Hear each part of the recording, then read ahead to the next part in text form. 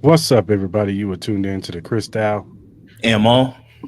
podcast, episode 101, Big Energy Monday. Hope everybody's having a good Monday, whether you're at work, whether you're at home, whatever you're doing. Hope you're having a good day.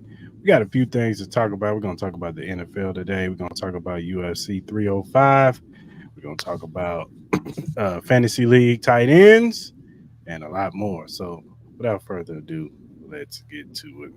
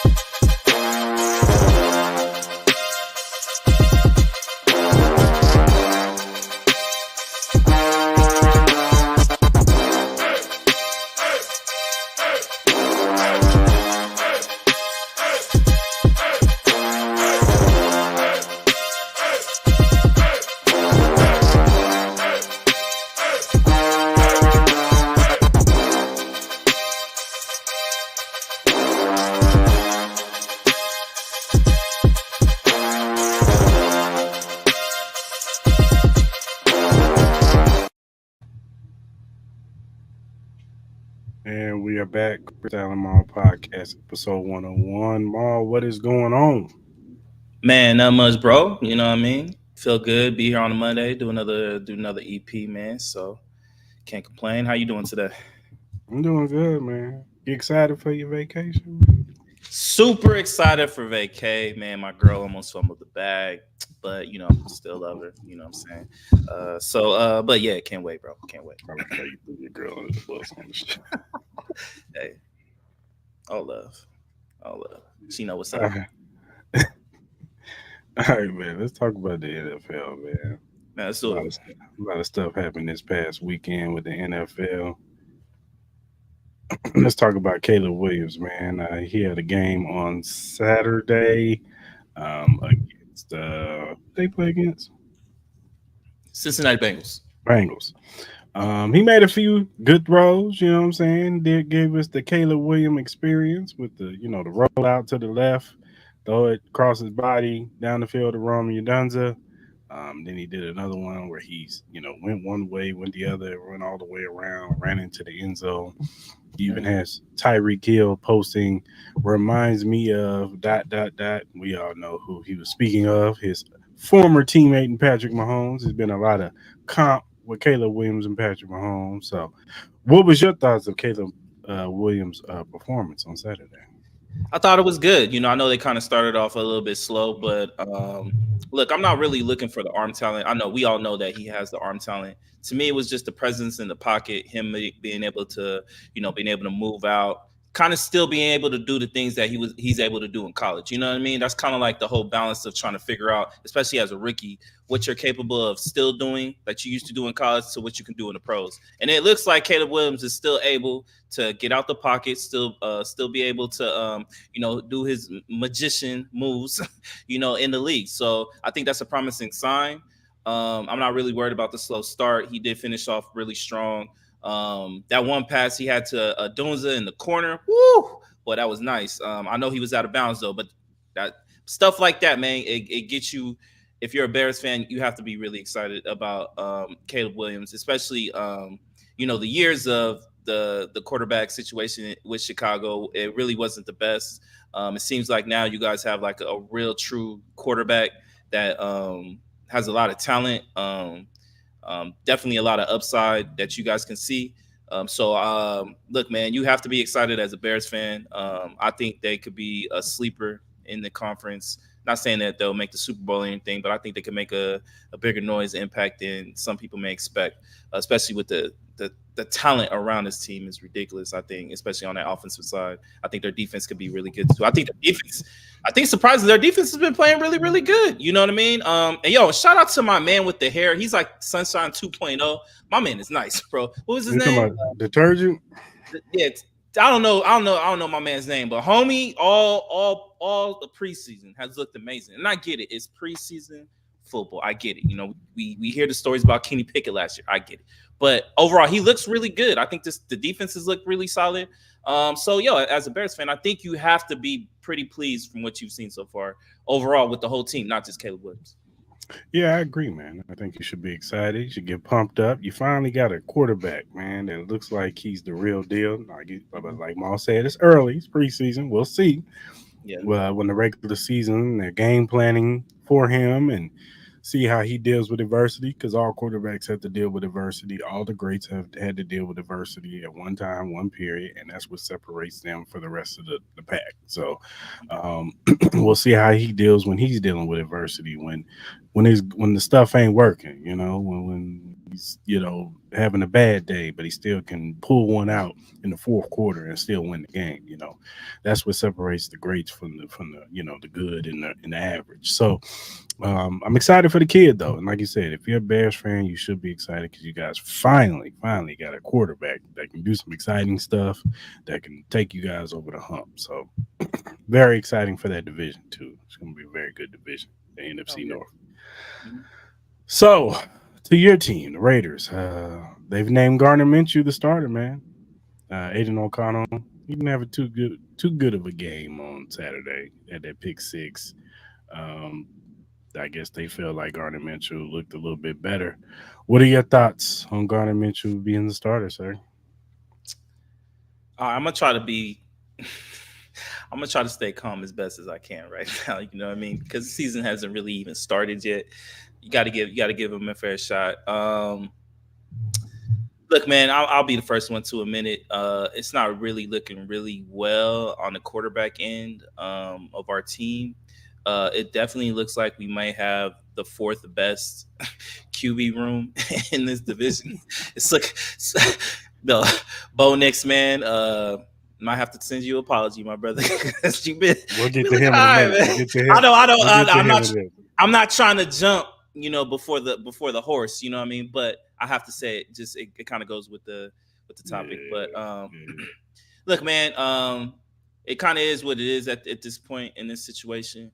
Um, I'm not really too pleased from what I've been seeing.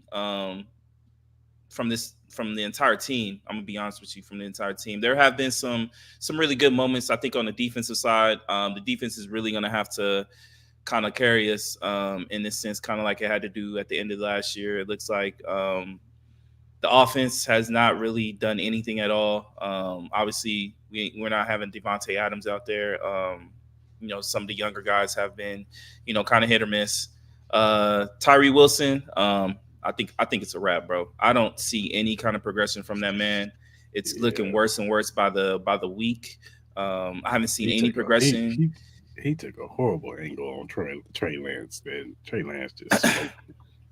Bro, yeah, it's I said I'm trying to remain calm right now because we haven't even started the season. I'm gonna give him a fair shot, but if it doesn't go the way that I hope it does, it's there's a rant coming and it's gonna be a long rant, and I'll apologize to my partner right here right now. That shit might last like an hour first for that episode. So, uh, but yeah, the Tyree Wilson thing it doesn't really look too good. I'm not really happy about that right now. The cornerback situation, Jack Jones, I think he's looked good for the most part. He had the one little play at I think the Yeah. second half where he kind of tried to jump Corners are the gonna gun, get but got. they're It's gonna gonna get happen. got, man. I'm not really pressed on Jack Jones. I think for the most part he's looked really amazing. I think our defense will be good. I will say that. Our front line is I think our front line is gonna be ridiculous.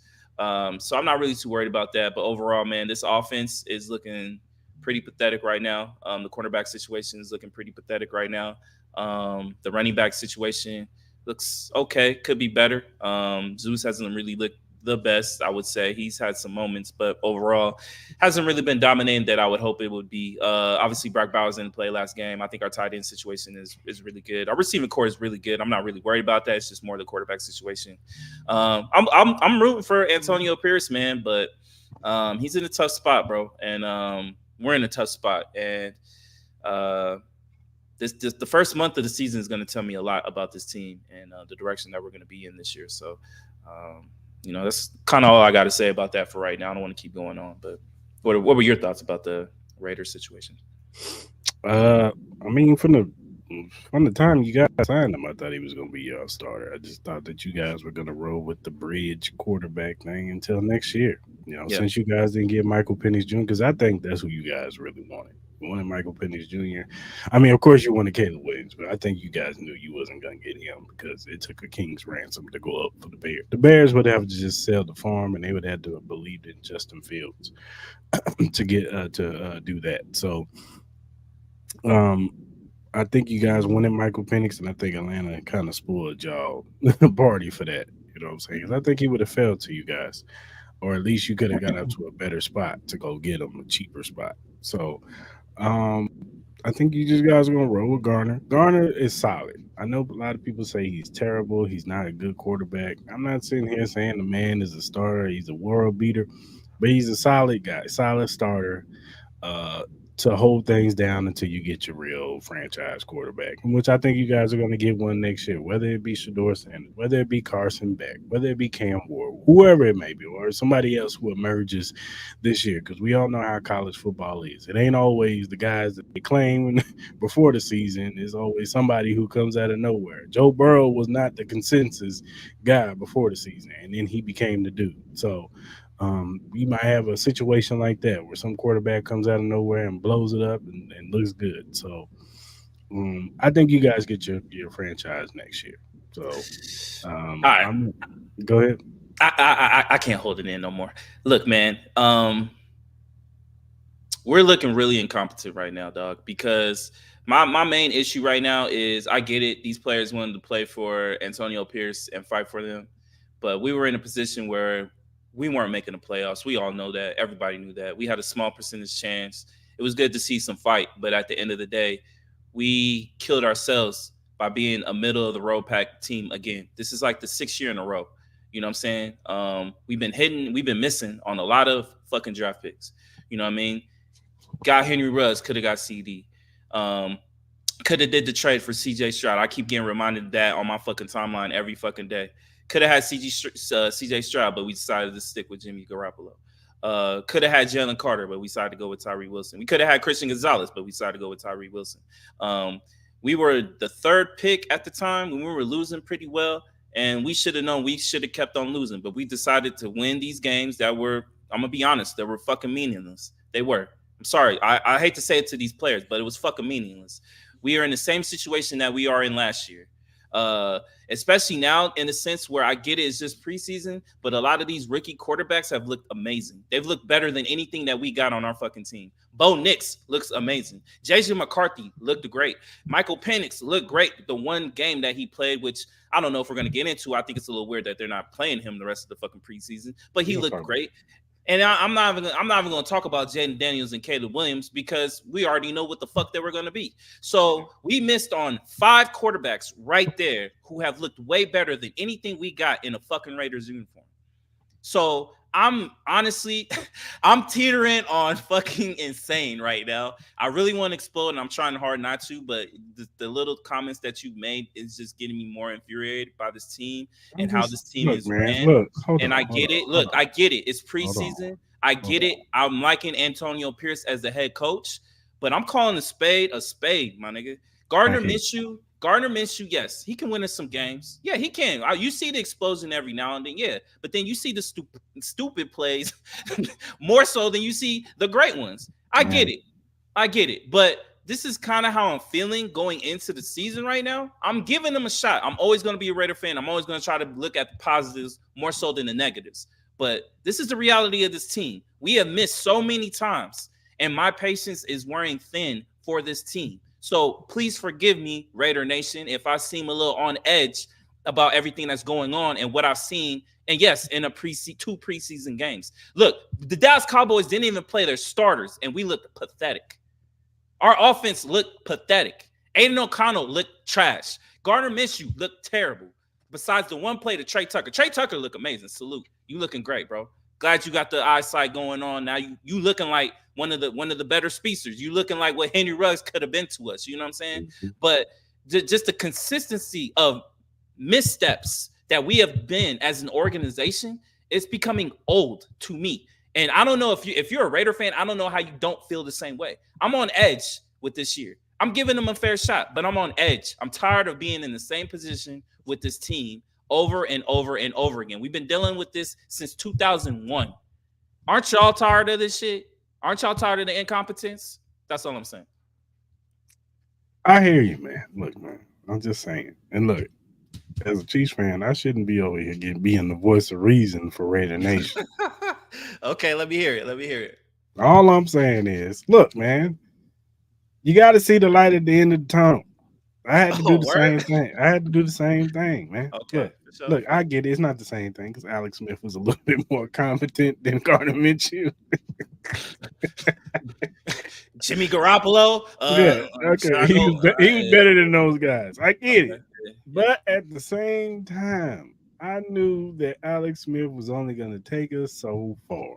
And I knew that last year when we drafted Patrick Mahomes, I knew, okay, let's just get through this season and let's get the real football going But on. hold on. This is where I cut you off. You guys, when you guys saw the quarterback, the young quarterback, you know what you guys did? You guys What traded we up. got? You What guys we didn't try got? to get a bum ass motherfucker coming off a scrub ass year. You know what we did? We had to trade ready for CJ Stroud.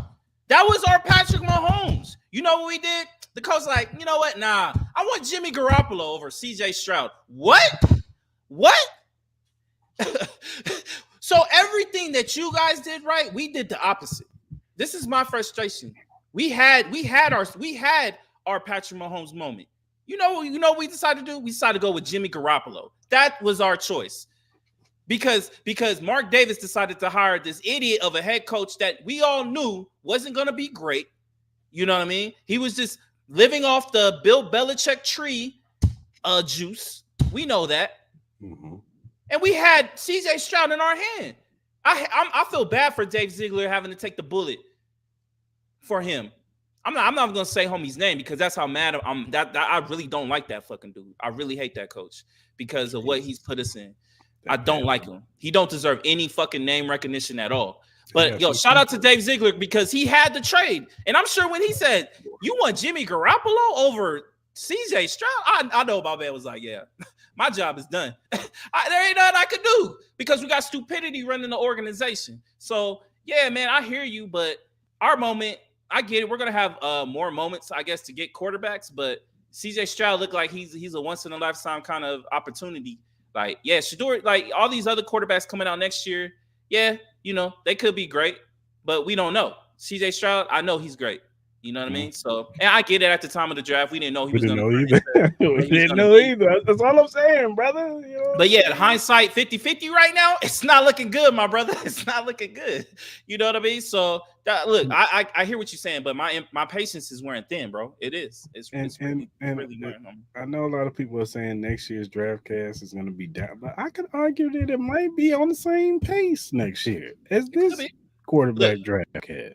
we didn't expect, but like I get it. It's still preseason. I get it, Mhm. but look. We can't deny that these quarterbacks look decent for what's going on out there. Like Bo Nix looks like he has control of the Sean Payton offense. Like 35 years old, he better. he better, but we can't sit here and deny it though. Like at least he's looking what he should be with his age. You know what I'm saying? And I get it. Give it to him. No, I We'll give see. it to him. We'll see more as the season goes. Like obviously, like the whole story will be told, and not the whole story will be told after the first year, but you know, you'll kind of get a good feel of you know who you think will progress more. But I'm just saying, in this situation right now, we have literally the fourth best QB room in our division, and honestly, it's looking more like the gap is wider and wider by the week. Honestly, it really does. Like Patrick Mahomes is, oh my god, I hate to say this shit. Patrick Mahomes is here. Justin Herbert's probably right below him, even though I think he still has some shit to prove. But I think talent wise, he's like right below Patrick Mahomes. Bo Nix is climbing up the chart right now, and you know what our quarterbacks are doing? That stock is declining like a mother. Shit look like a recession in our fucking quarterback room. You know what I mean? Like, I'm done. I'm sorry. I apologize. All right, man. Next topic. CD Lamb is still a no-show. Yeah. He hasn't been in camp. He hasn't been in none of the games. He's not on the sideline. Word on the street is he wants $33 million a year. They offered him a contract. He turned it down. He wants to be the second highest paid after Justin Jefferson. Do you think that he is validated? Do I think he's validated to get the contract? Mm-hmm. Oh, 100%. Pay that man. He's had the second best numbers, I think, even close to Justin Jefferson. He's the second. He's numbers wise, he's up there. I think he's up there with Tyreek Hill and Justin Jefferson for sure. He's the best thing they have on that offense. They don't have anything else. Like, you're gonna tell me Zeke? Like Zeke, yeah, like, you know, goal line, he's good, but he's not the Zeke of old. I like Ferguson. I think he's a good tight end. I think he's gonna produce, but he's nothing like what CeeDee Lamb means to that team. So yeah, you need to go ahead and pay that man. I don't know what the wait is. I don't know what you're waiting on. Jerry Jones, pay the man, get it over with. You know, the season's less than 3 weeks away. What are we doing? So, yeah, pay the man. I don't know what it is. I don't know what else to say about that. Yeah, I agree. I think they should pay that man. I don't know what Jerry Jones is over there doing. He's not paying Dak. He hasn't paid CD, and he's like playing with CD. Like, we're not in no rush. Well, you need to figure something out because it ain't looking too good for the Cowboys. Keep playing with your food. See what happens. Yeah, man. But I did like what I saw on Trey Lance, though. I did like what I saw on him. He was like he was getting a little bit more comfortable. So. But other than that, third unit. Our Raiders' third unit is trash. I'll be honest with you. I mean, everybody's third unit is pretty much trash. That's what I don't know how I view Trey Lance right now. Some motherfuckers like, oh, y'all should trade for Trey Lance. I'm like, yo, slow down there, buddy. Like, we're not that there. We're not there yet. Better than what you got right now. Better than what you got right now. Yeah. I just say it. Yeah. Hey, I can't really fight you on that, bro. I really At least you got somebody to go and get tough. He go run. That's true. He got better arm talent than the motherfucker. I know that too. He got an arm on him. I was just saying. Yeah. And he's still a project too. Like, we gotta remember he's still young. His college. How many college games did he have? Like, he didn't have. I think he had like one. He played like. He had the one for COVID. But how many games did he have the year before that? Like what? Like 10. 10 or something like that. Yeah. So, and then obviously he hasn't played that much in the pros. So, yeah, no, definitely, man. I think with Trey Lance, he needs a lot more. He's a lot more game time for sure. So, you know, it's hard to kind of say what kind of player Trey Lance is going to be. But you know, arm strength wise, athleticism, he's definitely way better than what the Raiders got. That's for sure. So, you know. You just got to it's kind of like a wait and see approach with Trey Lance, and you know, hopefully he can get a little bit more shine. Like, look, if they were going to try to trade for Trey Lance, I'm not going to be mad about it. You know what I'm saying? Like, and that's another thing. Sorry to get back on the Raiders. Why the fuck y'all sign Nathan Peterman? Why y'all waste a roster spot on Nathan Peterman to do what? I'm about to. Sorry, bro. I'm sorry. Well, on to other quarterbacking news. Pittsburgh Steelers quarterback ain't looking too good. Mm. Russell Wilson, he was 8 for 10 for 47 yards, and Yeah. Justin Fields was 11 for 17 and 92 yards. And Right. look, Right. I get it. That offensive line wasn't doing them no favors either. So I mean, let's just keep it real. Like Yeah. they got the ball in their hand, and I get it. Russ need to get the ball out of his hand quicker, and Justin Field he need to see the field better. But the offensive line don't look too good, Nah. and that's a bad combination to have not quality quarterback play and bad offensive line play. Yeah, Pittsburgh. I love Tomlin, but he got to get it in order. Look, I'm in Tomlin. I trust because for whatever reason, he is the king of getting mediocre to the playoffs. That's true. That's true. He That's is the king of mediocre to the playoffs. You know what I'm saying? So I'm gonna give him the benefit of the doubt, but mm, still. And it's early, you know what I'm saying? Russell Wilson really hasn't been playing because he's been kind of out. So mm, we'll see. We'll see when the live bullets and the game planning. Because you gotta understand something in preseason. There's only so much you can take away. Because these guys ain't game planning. They just go out there and they play. That's yeah. what they do. It's pretty much NFL players putting pads on and saying, "Hey man, let's get a quick game in real quick." You know what I'm saying? Get open. That's what they doing. So I agree that it's gonna need some time. It's gonna need some time. I'm gonna give a 4 game sample, and then I'll let you know how I feel about the Pittsburgh Steelers quarterback situation. So So let me ask you. Let me ask you. Who you think should be the starting quarterback week one? I would give it to Russ because he's got the more leadership right now, and I just Mm, think that those guys will listen to him right now. Now, if it looks bad by week 4, week 5, then you make the change. And you ain't got to worry about Russell because you ain't got to worry about Russell sitting Russell on the bench because Russell ain't tripping. He got 39 million in the bank from the Broncos. mm, He ain't tripping. Trust me, he is not tripping. You yeah. know what I'm saying? And he's got his Super Bowl. You know what I'm saying? So he ain't tripping. He gonna be all right. You know what I'm saying? Rather than you sit the younger guy and for the older guy.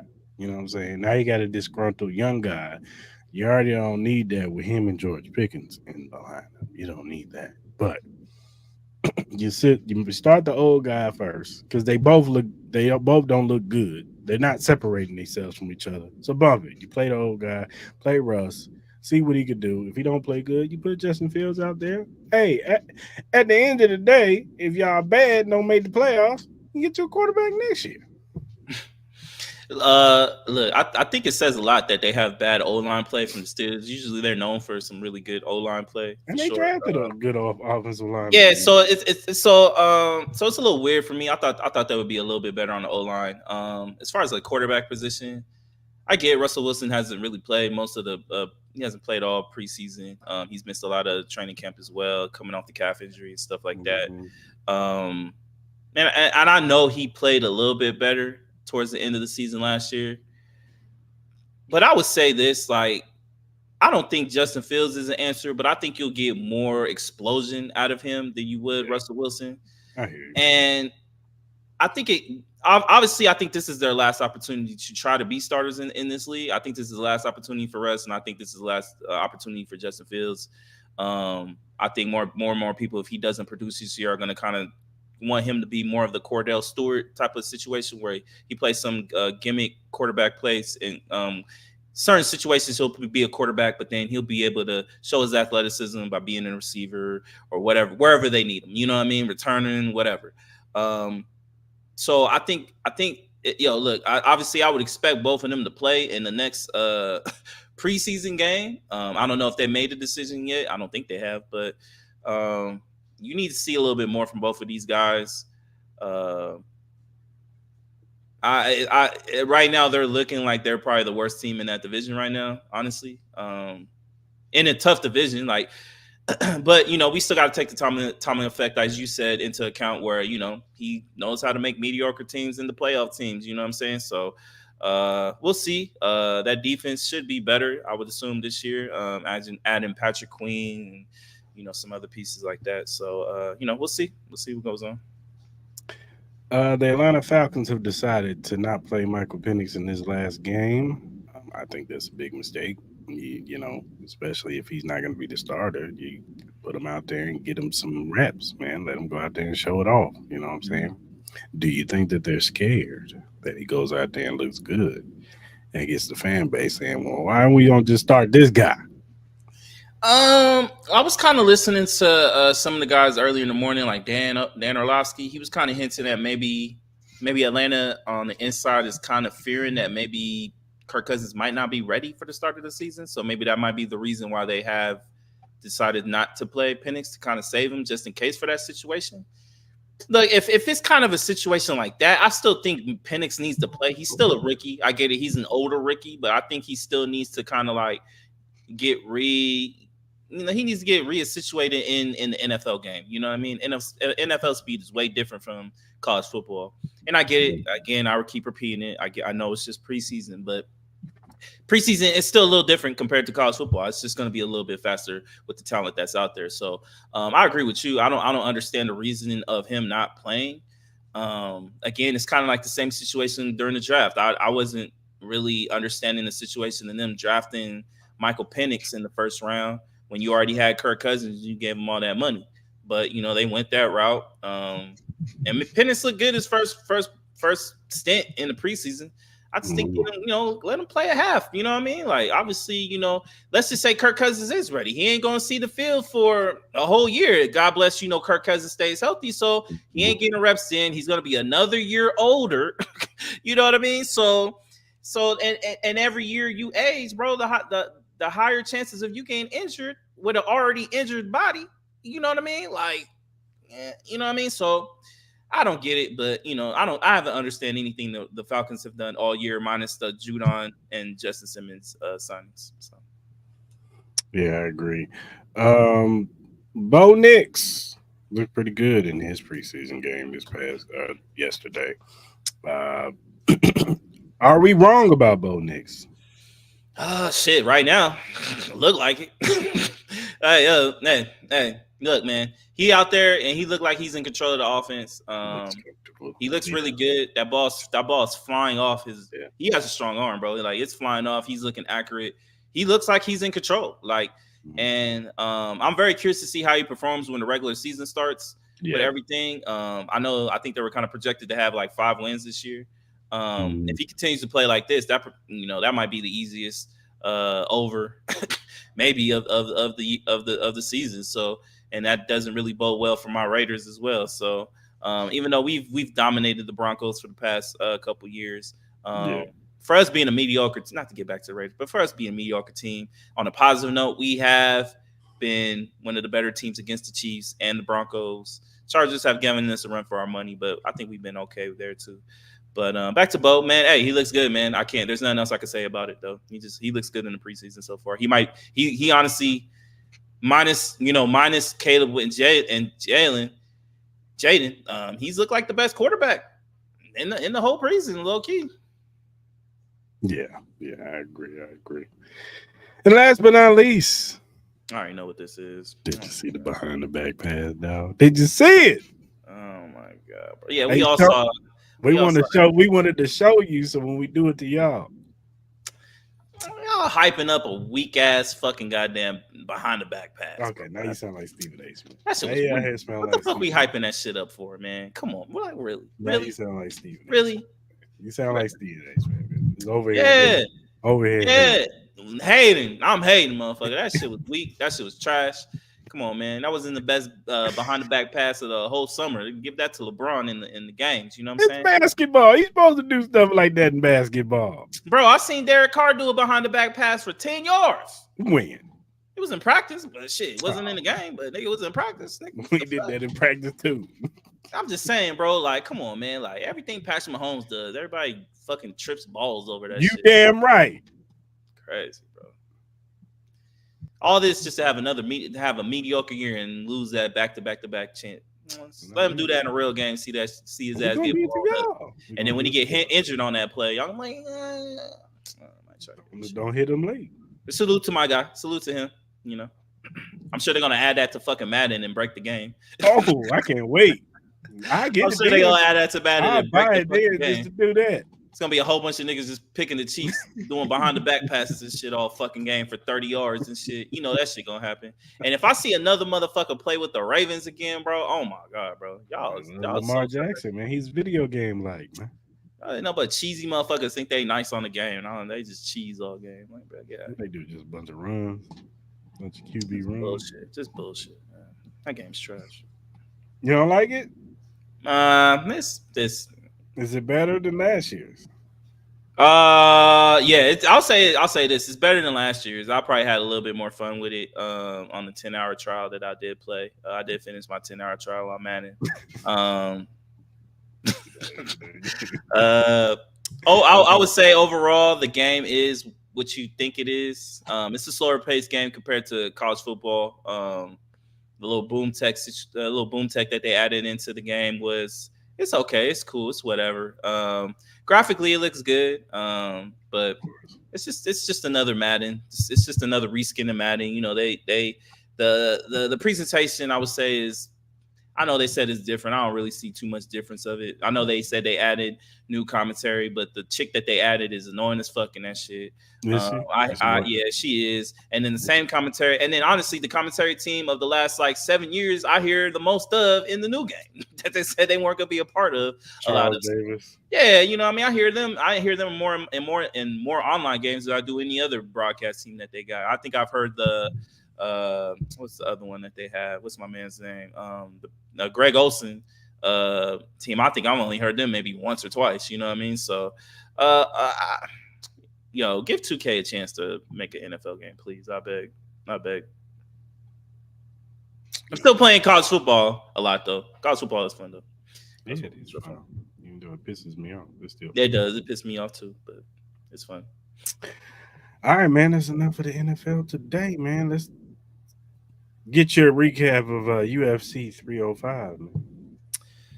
Yeah, so obviously, I'm not gonna go over the whole entire card. I'm just gonna go over the main event, with Israel Adesanya and Driscus. Drickus. Look, man, it looked like Izzy was kind of dominating the fight a little bit.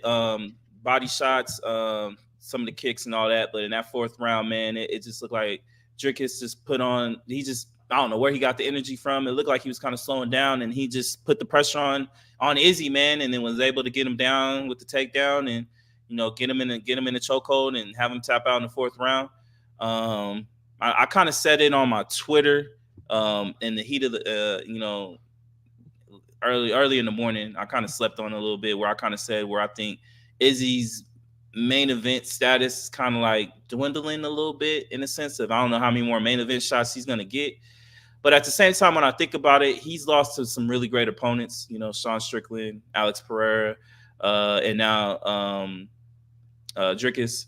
So and then the way he was kind of dominating the fight too in the early rounds, it looked like it was his to have, and I thought he was gonna win it, but unfortunately he didn't. So I'm still an Izzy guy, man. I'm still root for my man, but I'm kind of curious to see where he goes from here, as far as like his next fights and stuff like that.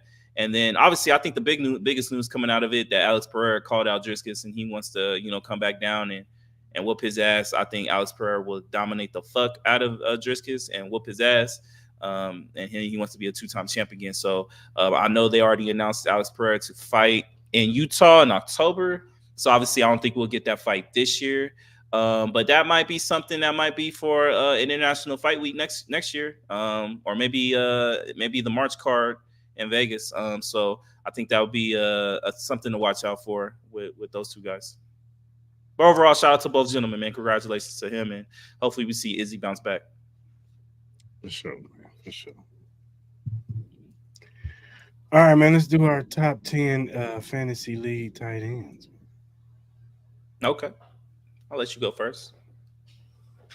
All right. Number one, I got Sam Laporta. Number two, I got Travis Kelsey. Number three, I got George Kittle. Number four, I got Mark Andrews. Five, I got Dalton Kincaid.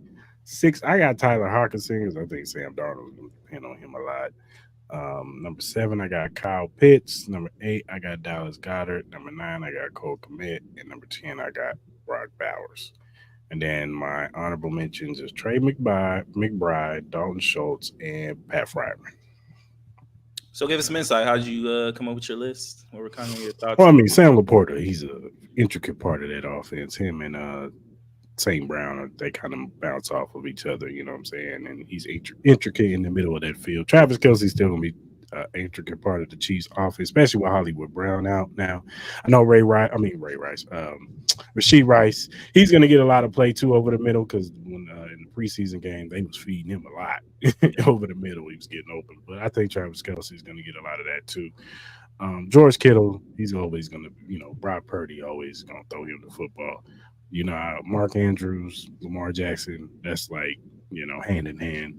I think this year for the Buffalo Bills, Dalton Kincaid is going to emerge as one of the top tight ends in this league. I think Josh Allen's going to lean on him a lot, especially with no Stephon Diggs. We got to see how Keon Coleman, progresses in this offense. He's a different type of receiver than a Stephon Diggs. You know what I'm saying? Yeah. Stephon is a more smaller, faster receiver. Keon Coleman's a big body receiver, 50-50 ball type guy. So that's going to be a different adjustment. It looks like they built a rapport in preseason, but we'll see. But I think Dalton Kincaid has already built that rapport with Josh. Tyler Hawkinson, we already know. I know he's used to playing with Kirk Cousins, but I think Sam Darnold and I think Kevin O'Connell is going to make it to where he makes it easy on Sam Darnold to depend on the tight end over the middle of the field to open thing and use Justin Jefferson more as a decoy to open things up in the middle of that field. I think this is the year Kyle Pitts emerges, whether it be Kirk Cousins or Michael Penix Jr. I think Kyle Pitts is going to go back to emerging from that first year rookie year. He had 1,000 yards. I think he gets over 1,000 this year. Dallas Goddard, if he stays healthy, the thing about Dallas Goddard, he does get hurt a lot. Mhm. But if he stays healthy, I think Jalen Hurts and him have a rapport with each other, and I think he's one of the top tight ends in this league. We all know what Cole Kmet represents for the Bears. I think him and Caleb Williams have a rapport. And I'm showing some love to Brock Bowers. I think at the end of the year, we're going to look up and say, yep, yeah, he's one of the best tight ends in this league. Yep. So, Yeah. and then Trey McBride, I think he's a sleeper. I think Kyler Murray's going to depend on him a lot with Marvin Harrison Jr. Because they ain't really got no other receivers over there. So Hmm. McBride's going to get a lot of looks too because they're going to double team Marvin. You better double team Marvin Harrison Jr.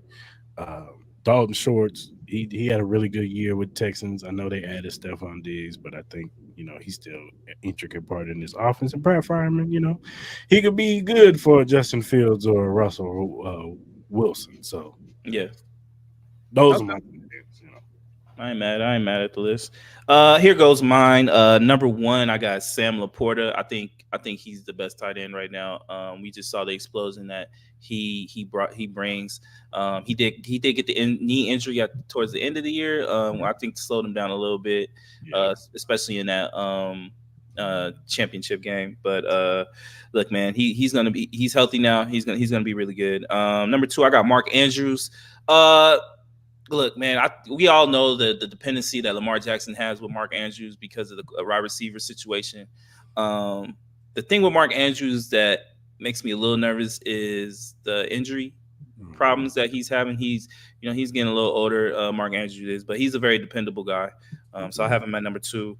Look, I don't know why people hate on this man so much on the tight end situation, but I got George Kittle, man. Look, he had a really good year last year. He was competing with being the best tight end last year.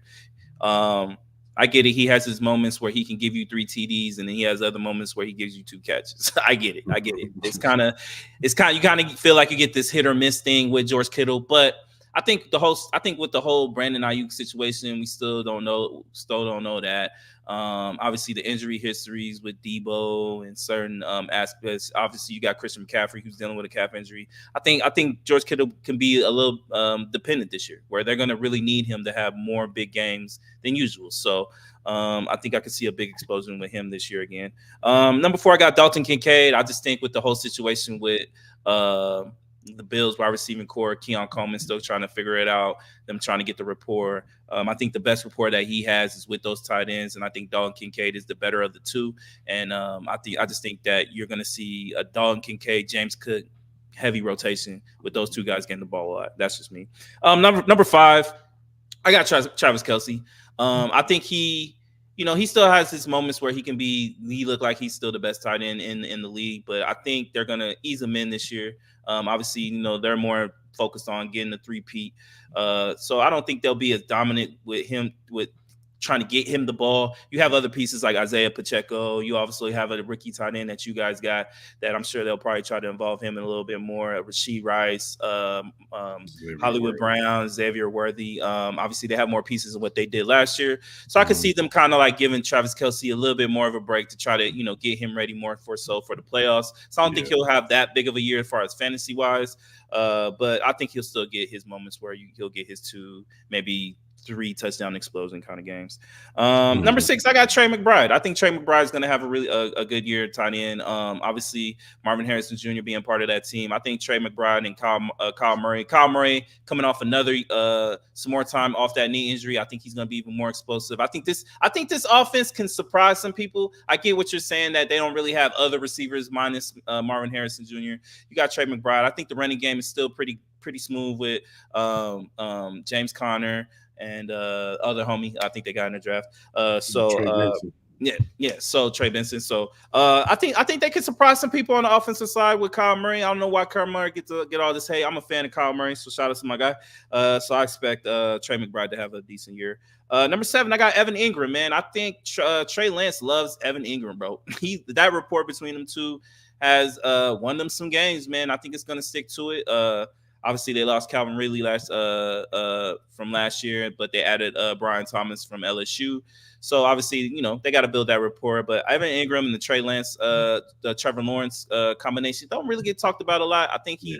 he likes that. He likes that look with Evan Ingram a lot. And Evan Ingram is a very athletic tight end, so gotta Mhm. watch out for him. Number 8, I got Brock Bowers. Now, look, Look, I know this may sound like a reach after all the shit I talked about our quarterbacks, but look, man, if you can't throw it to Brock Bowers, bro, it's going to be a problem. And then obviously some of the looks that Brock Bowers has gotten, he's coming out of the backfield. He's been on the side. He's been on the outside. I think you're going to see Brock Bowers in a wide range of different spots on the offensive side. There's going to be a lot of 2 tight end sets to go with Devontae Adams.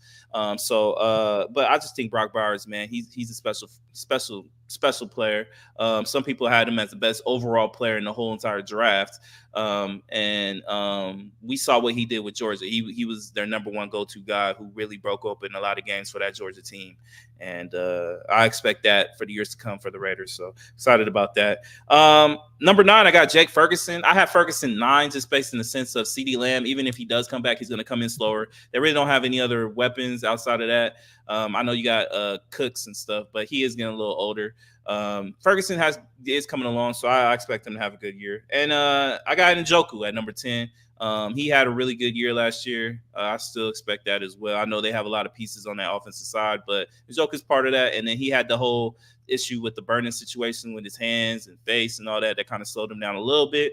So I expect him that. And then as far as sleeper, Isaiah Likely. I was talking about Mark Andrews and injuries. Look, if Mark Andrews gets hurt, Isaiah Likely is that guy. Me and you have talked about him. Me and you love him as a tight end. He's an explosive guy. I think he is really a starting tight end. He shouldn't be behind. He should not be coming. He shouldn't be a number 2. He's really a number 1 tight end. But in just in case if Mark Andrews does get hurt, that's a good guy to have on your bench as a backup, just in case if you don't have a tight end or if you get somebody in the late rounds. Pick up Isaiah Likely, man. He watch out for him. So that's my list in the fantasy tight ends. For sure. For sure. All right, man. You got some random news for us? Yeah, man. Daddy come with the random news, dog. You know what I'm saying? Let me pull some stuff up. It is now time for Maul's random news.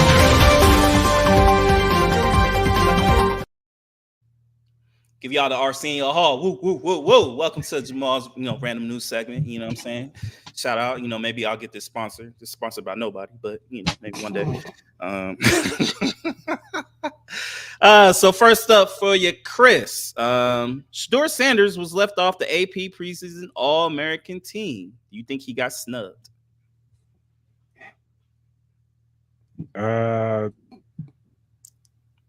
Who's on it? Tell me who's on it. Do you know who's on it? Let me see right here. Let's see. So, first team offense, you have quarterback Carson Beck from Georgia, Running back, you have Ollie Gordon, the second. Marion Hampton from North Carolina. OT, you have Will Campbell from LSU. Kelvin Banks Jr. From Texas. Offensive guard, you have Donovan Jackson and Tate Radledge. Center, Parker Braceford and tight end Colston Loveland. And then wide receivers, you have Luther Burden, your boy. Tatoria McMillan from Arizona. Sorry, I butchered your name, but I know you're nice, bro. I've seen some highlights. Emeka Abuka from Yeah. Ohio State. Mm-hmm. And then Travis Hunter, he also made the list. Let's see, second team offense. I'll just do quarterbacks for this. Second team, you have Dylan Gabriel from Oregon, and yeah, that's it. So, do you think? I guess I'm not mad at it because of the way the season went for Colorado. And look, I'm not blaming it on Shador. We all know that the trenches was their problem. But I get why they didn't put him in the one or two spots.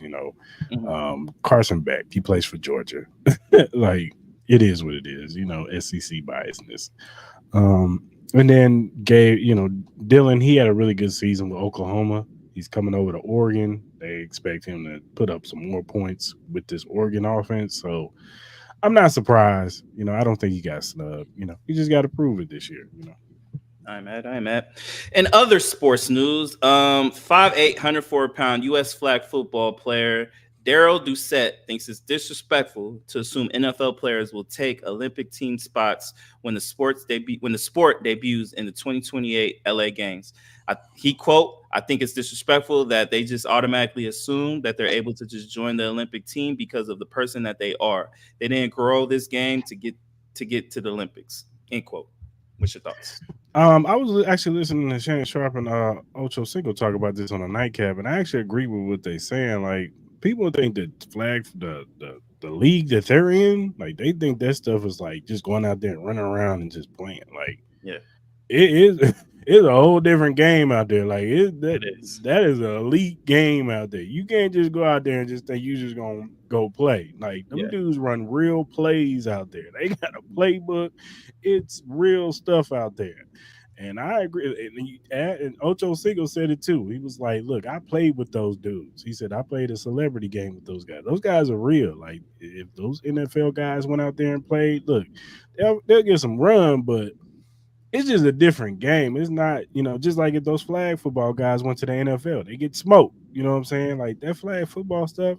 So I get where he's coming from. And then there's no way an NFL player is going to be in the Olympics games because the Olympics are around the time preseason is going on. So you wouldn't have to worry about that anyway. No owner is going to let their top tier player play in the Olympics. Let's just call it what it is. It's going to probably be that this guy that's talking, the quarterback for that team, and it's going to be guys who have been playing in these high division flag football leagues, like I said. So I hear where he's coming from. Yeah, and it's too inside of training camp, and they're not pushing the season back. For yeah, so that's not happening. Other news: Tua Tagovailoa talked about his former coach Brian Flores, where he said, "If you woke up every morning and I told you that you suck at what you did, that you don't belong, that you shouldn't be here, that you haven't earned this, how would you feel?" What were your kind of thoughts on the whole situation, on how you talked about how Brian Flores talked to him and the rest of the team? Well, it was already reported. I'm not surprised because it was already reported that Brian Flores wanted Justin Herbert. Mm-hmm. He wanted Justin Herbert. The owner overrode him, and he had to take Tua. Or was it it was the GM, Chris Gear. I think his name was Chris Gear. He took Tua, but he wanted Justin Herbert. He never wanted Tua. So I'm not surprised now. I mean, damn, Brian Flores. That's a little Belichick. That's straight off that Belichick tree, boy. Yeah. Reality, like, you suck. Like, dang, you ain't got to do all that, Brian Flores. Not like Brian Flores. I think he is a bad rap. I think he was actually a really good defensive minded coach. Mm-hmm. I think if he had got a Justin Herbert, I think Miami would have been a whole lot better under his reign. But it is what it is. I think he's going to do some good things with that Minnesota defense, especially now they got Stephon Gilmore. But I'm not surprised. For sure. And next up, we have Gilbert Arenas says Kyrie Irving is a snail compared to Allen Iverson. How many combo moves does he have to get by somebody? And then Allen Iverson only has one move and he's out. What were your thoughts on what you said about Kyrie I'm Irving? not gonna say it's like Kyrie Irving. He's not a snail. I think it would be a good back and forth at the end of the day. I think they both would go at each other. I think it would have been a great, great thing to see. It'd have been good to see those two go against each other because they have very similar games. But yeah, I'm not gonna sit there and say Kyrie Irving is a snail. He's not a snail. I All don't. right. And Gilbert Arenas, man, you be having some wild takes, boy. Like he's just, Oh, man, boy, that's another conversation for another day. In other news, Subway has called for an emergency meeting with its franchises as sales plummet per New York Post. What are your thoughts? what happened? Say that again. Subway had to call an emergency meeting because with franchise owners due to sales plummeting, and this was reported by the New York Post. I'm What are your not thoughts? surprised. I mean, do you know how many sandwich shops and franchises out here? Yeah, Firehouse Subs. You got Capriati's. You have what's that? Jersey Mike's. Man, you got too many shops out. Not to mention, if you go to like New York, you got all these like fresh delis. Mm-hmm. They cut the real meat and get you the real stuff. You know what I'm saying? So Subway, it is what it is, man. You on the low end of the totem pole, baby. You had a good run though. You had a good run. You had a good run. All right. Other news. Soccer news. Vinny Jr. of Real Madrid. He also plays for Brazil. Has reportedly been offered a 5-year contract worth $1 billion to play for Al Ali by Saudi Arabia's public investment. Sign it. Go. If he accepts, he would earn $44.2 million a week, $600,000 a day, Do it. $25,000 an hour, and $416 a minute. Go. What are you wait? Why are we talking about this right now? Why haven't you signed the deal yet, sir? I don't know. I would sign that in a What heartbeat. are we doing here, man? Go sign that deal, man. Unless it's like some slave deals. They got the plan for the rest of his life over there. It's a 5-year deal, so it's a 5-year deal. I would take Oh that. yeah, man. Man, if you don't take that, Take that shit. Take it.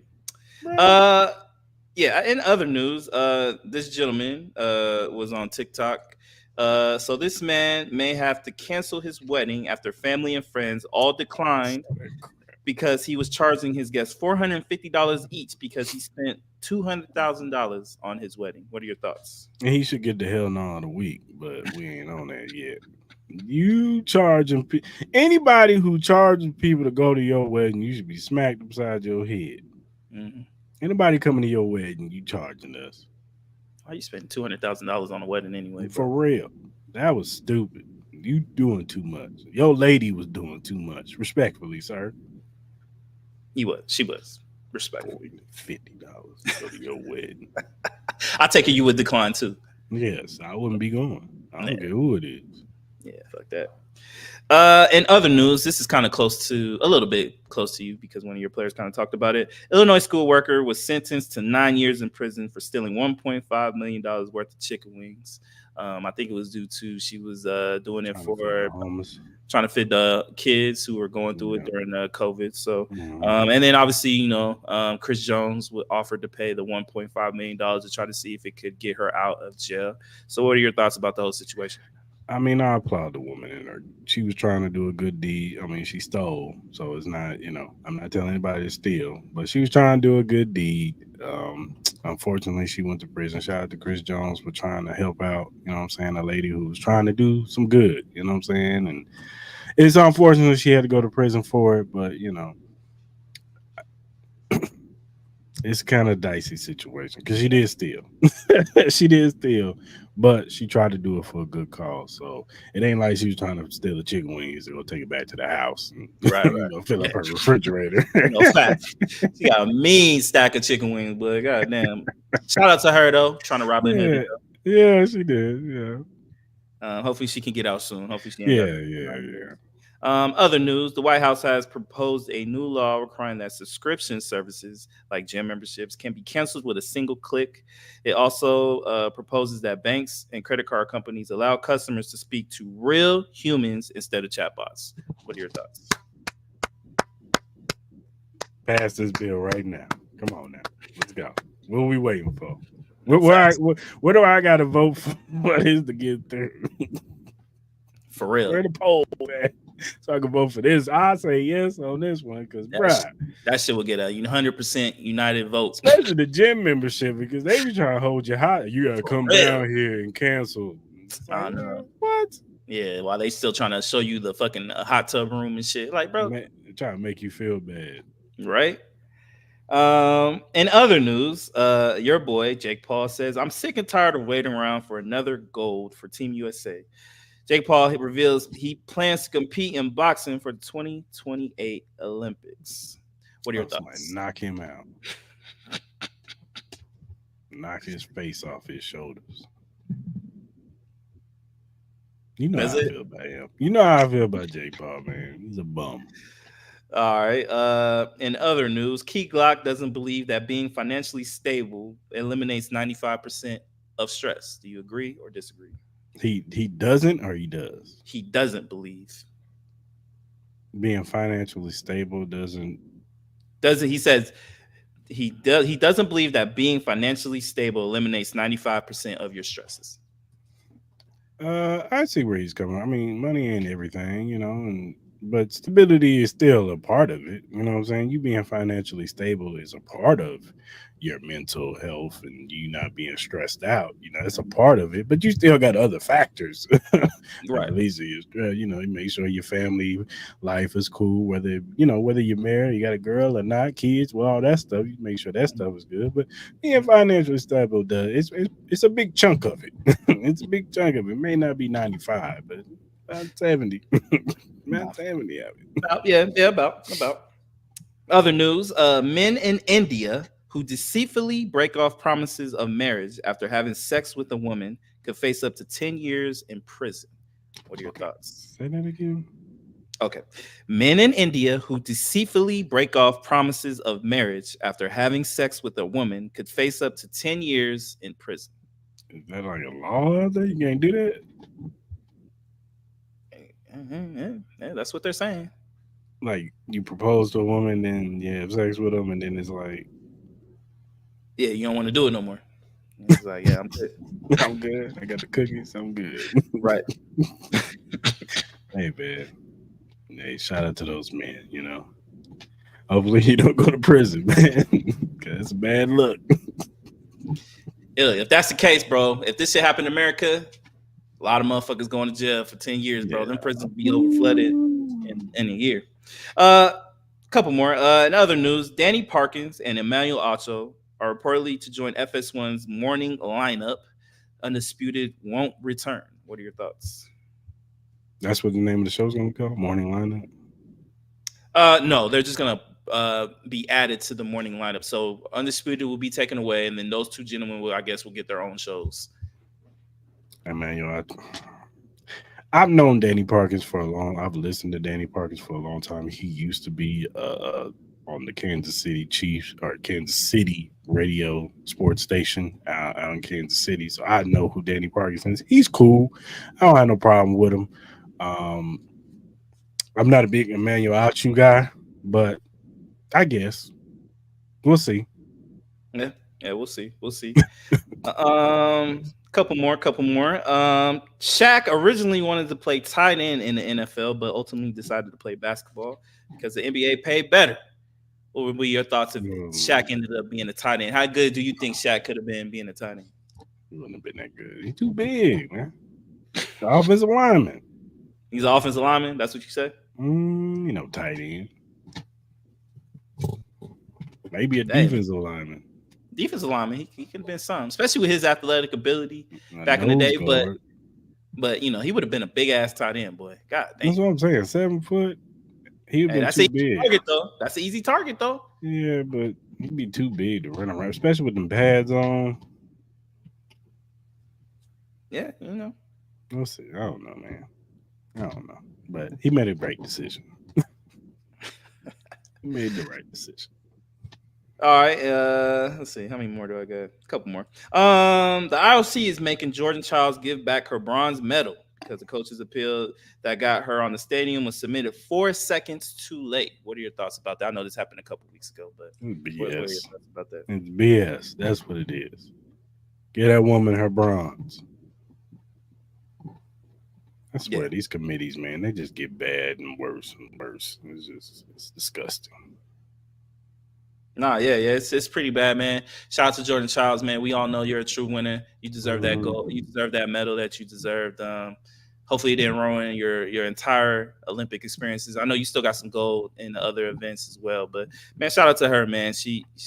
I'm sure she handled it with grace, but overall, I think that committee should be ashamed of themselves for doing that and ruining her gaining another medal that she rightfully deserves. Um, and then last but not least, Joaquin Phoenix has dropped out of a gay romance movie 5 days before filming. Was set to begin with the that was set to begin with the source telling Variety that he got cold feet. Sources tell Variety that his role cannot be recast. The crew is now out of work, and losses could exceed 7 figures. What are your thoughts? Do you think he should have went through with it, being it as close as it was, and the effect that it could have on everybody's jobs, or do you think he made the correct decision? I'm not gonna say he made a right or wrong decision. That's that man business. But I do think it's kind of messed up that he did it and messed up everybody else's paper. You know what I'm saying? Like it'd be one thing they had a stand in, somebody could just heard just put in the scene, but now Right. he done messed up the whole production. You know how much money that costs? Yeah, yeah. Cost a lot of money, man, to put a movie together, dog. And Yeah, for real. I don't know why. Joaquin, better hope the Joker too do good. No, for real. Like it's to me. I'll make a comment on this topic. I think it's just a bad look, man. I Mhm. think probably for a while that he probably didn't want to do this part. He read the script. Obviously, you read the script before you even accept the role. You accepted the role, and then you waited the week before y'all was supposed to start shooting to to get cold feet. I just think this is a really bad look. Look, we get it. It's art. Obviously some people would have made light of it. If that movie would have came out, we don't know how hardcore them scenes would have looked. We don't know if it's gonna be a broke back mountain type of kind of look as far as like with the certain scenes that you would get with that type of movie. But look, man, I just think that he did that whole crew a disservice by the way he handled Mhm. that situation. He should have handled that way better, or even just don't even take it. If you knew you were gonna be kind of like iffy about that potential part, just don't even do it, man. So I agree. that's a hell nah. He gets a hell nah for that for sure. Yeah, yeah, And that's it, man. That's it for random news for today. for sure. Let's do our better surefire picks, man. Yeah, let's do it. I'll go ahead and do it. I'll go ahead and start first. For the first one, I have the Cincinnati Reds plus 1.5. I have the Seattle Storm -7. And for college football, since we won't be doing, I'll do the college football game with the Florida State Georgia Tech playing over in Island. I'm taking Georgia Tech plus 11.5. I'm not saying they're going to win, but I think they'll cover. For sure. I'm gonna take. I'm gonna take the Royals on the run line over the Angels. I'm gonna take the Astros over the Sox. I'm gonna take the Dodgers over the Mariners, and then where is it at? Where is it at? Oh, here we go. College football.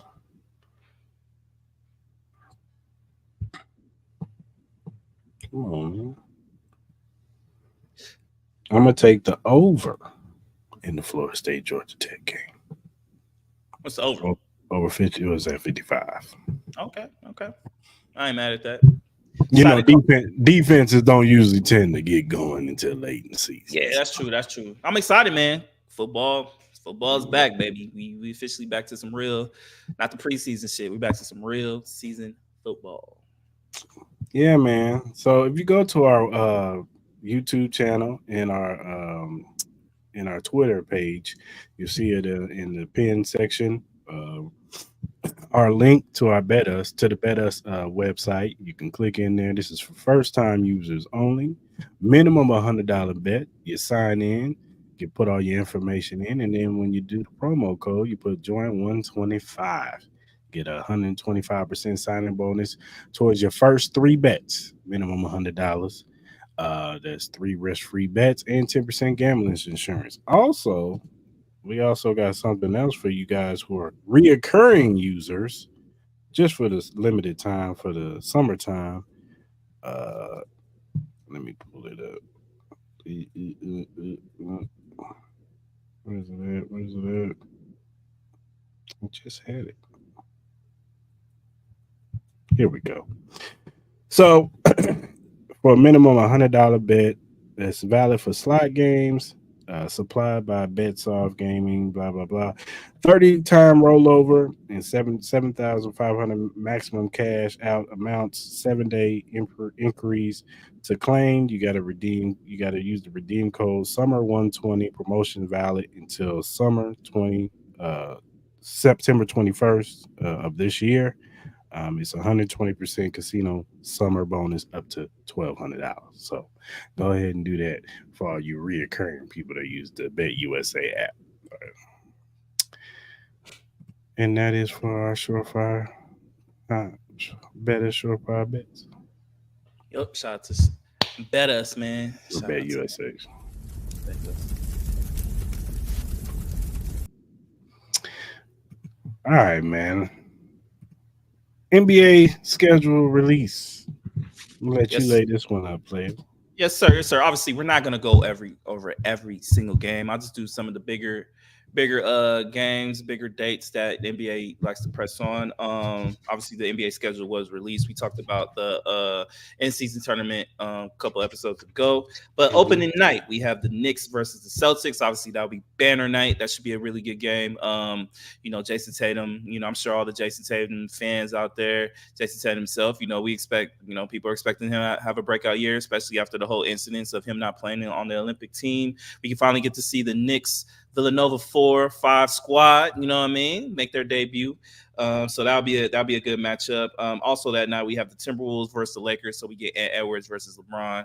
That'll be a good matchup. Finally get to see JJ Redick's coaching debut.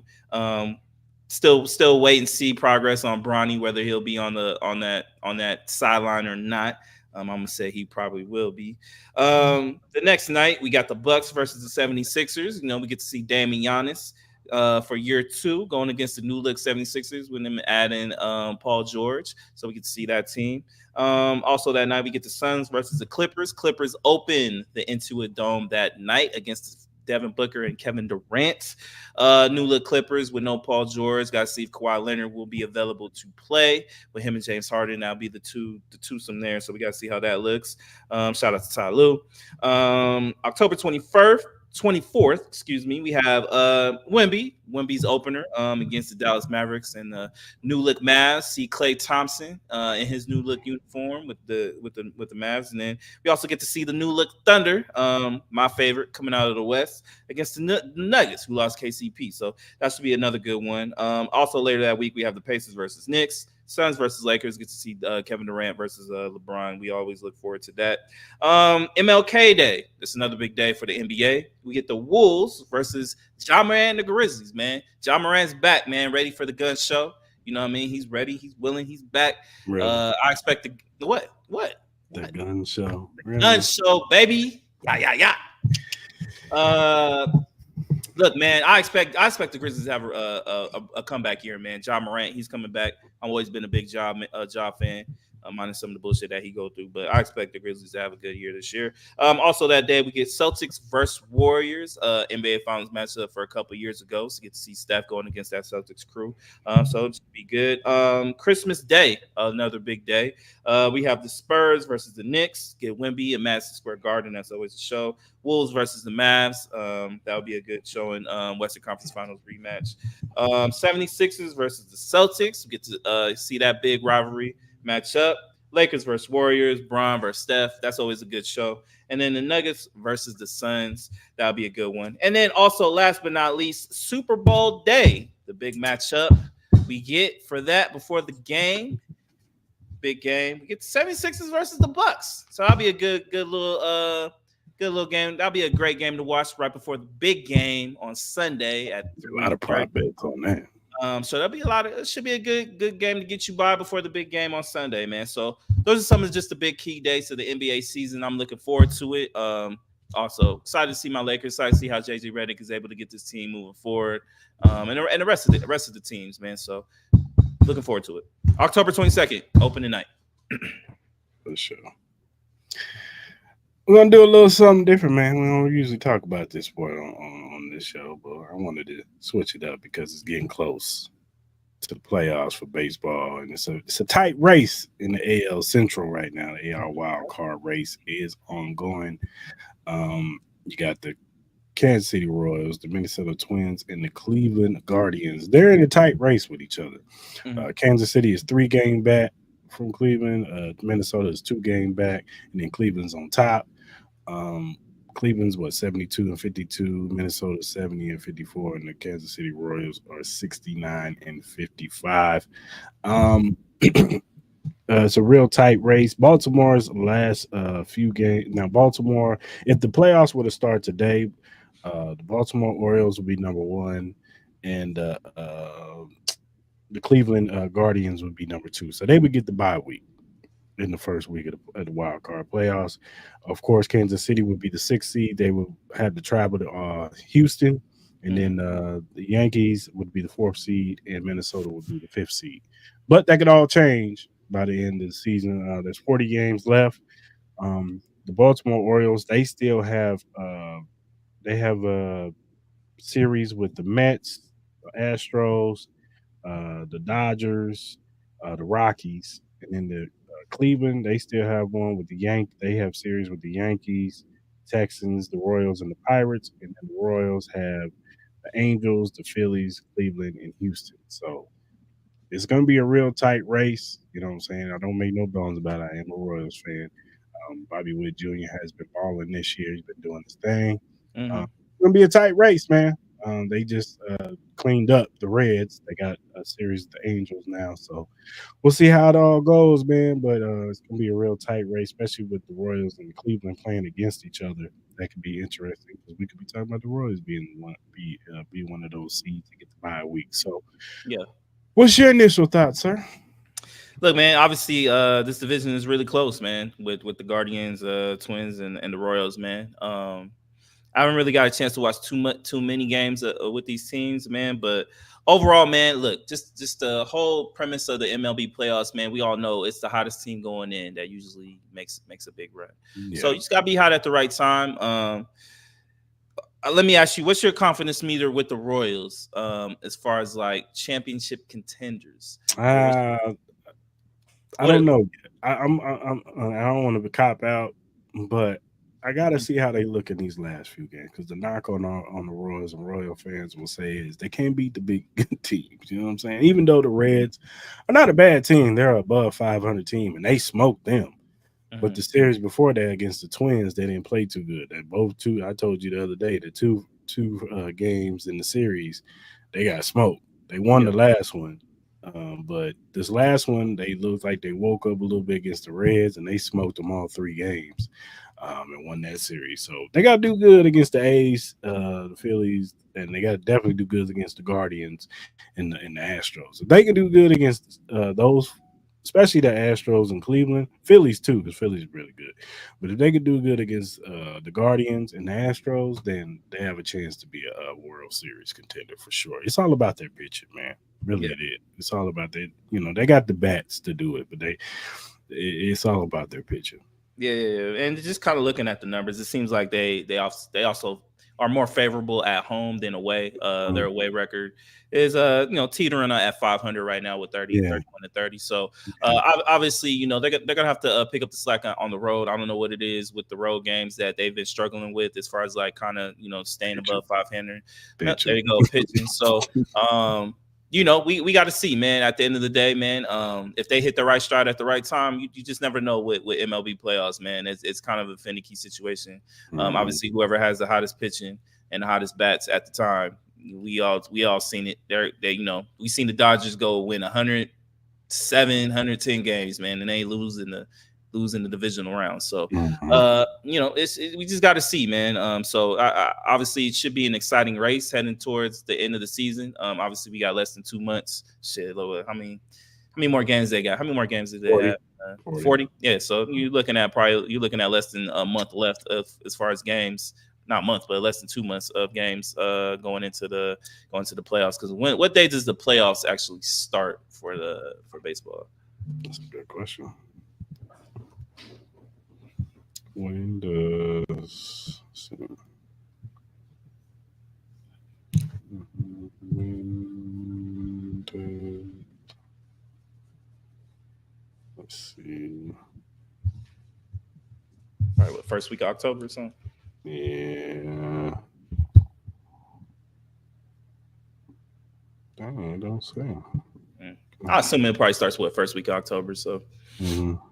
So Yeah, something like that. we got about like 6 weeks left. 6 weeks left. Yeah. So yeah, it's gonna be an interesting race, man. It's getting tight, man. It's getting tight. So guys got to pick up the slack. And the crazy part is these three teams are very similar to each other too. Yeah. Like they Yeah. got the same issues.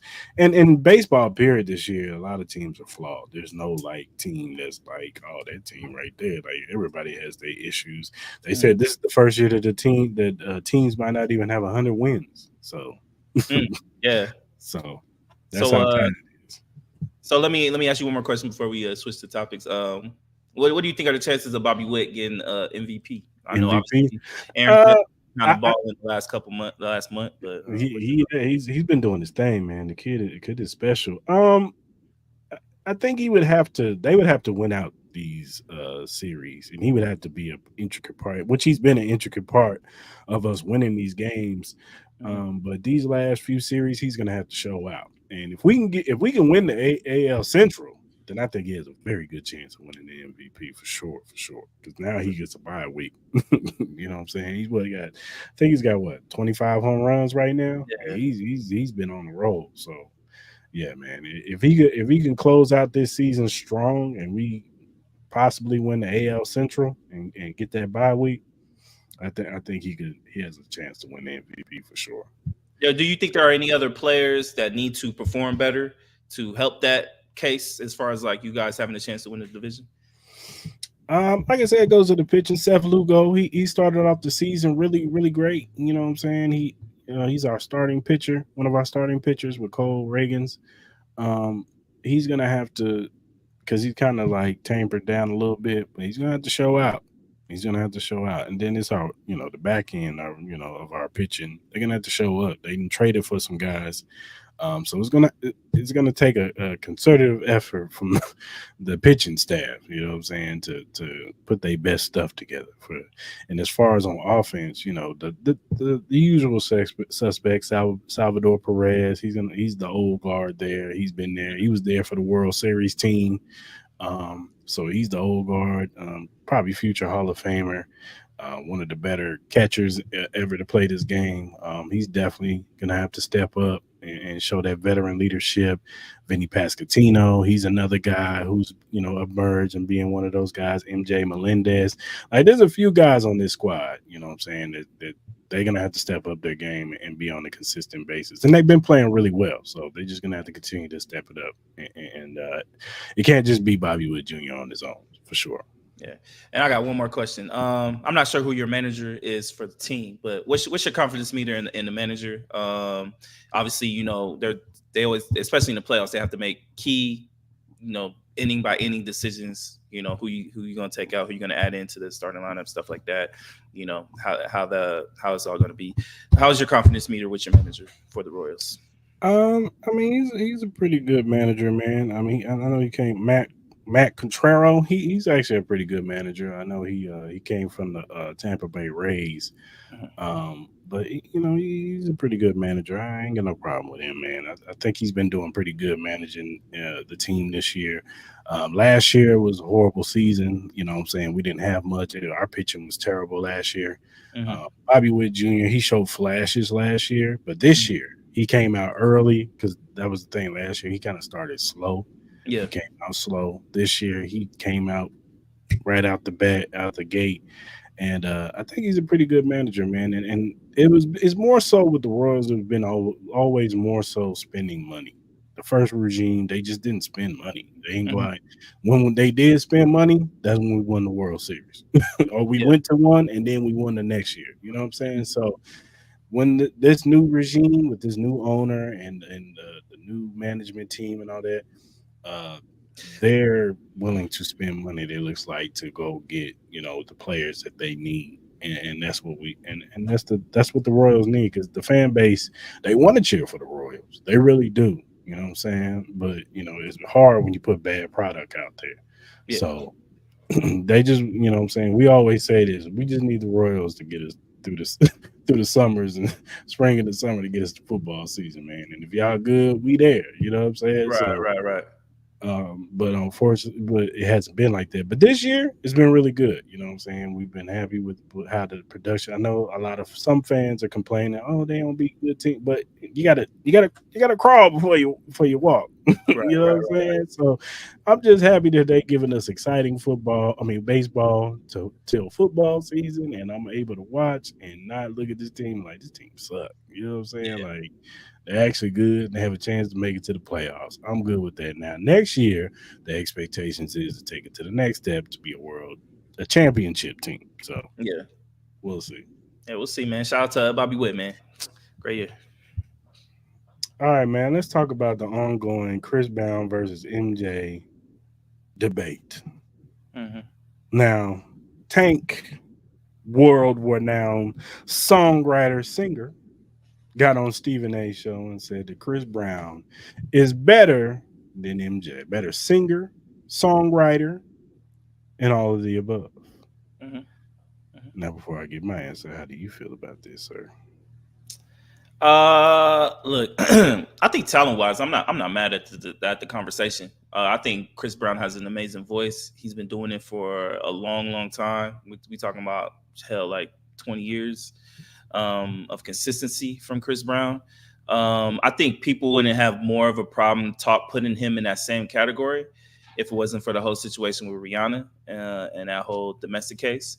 I think Chris Brown would already be at that kind of height, but not in the height of sense of Michael Jackson. Like Michael Jackson was in a different hemisphere as far as like he was closing down cities. He was people were fainting over just him. Grown Grown men men, fainting. Like crying and fainting, getting obviously carried that out. obviously that's not happening with Chris Brown to the likes of that. It Mhm. happens, but not to the likes of Yeah, that.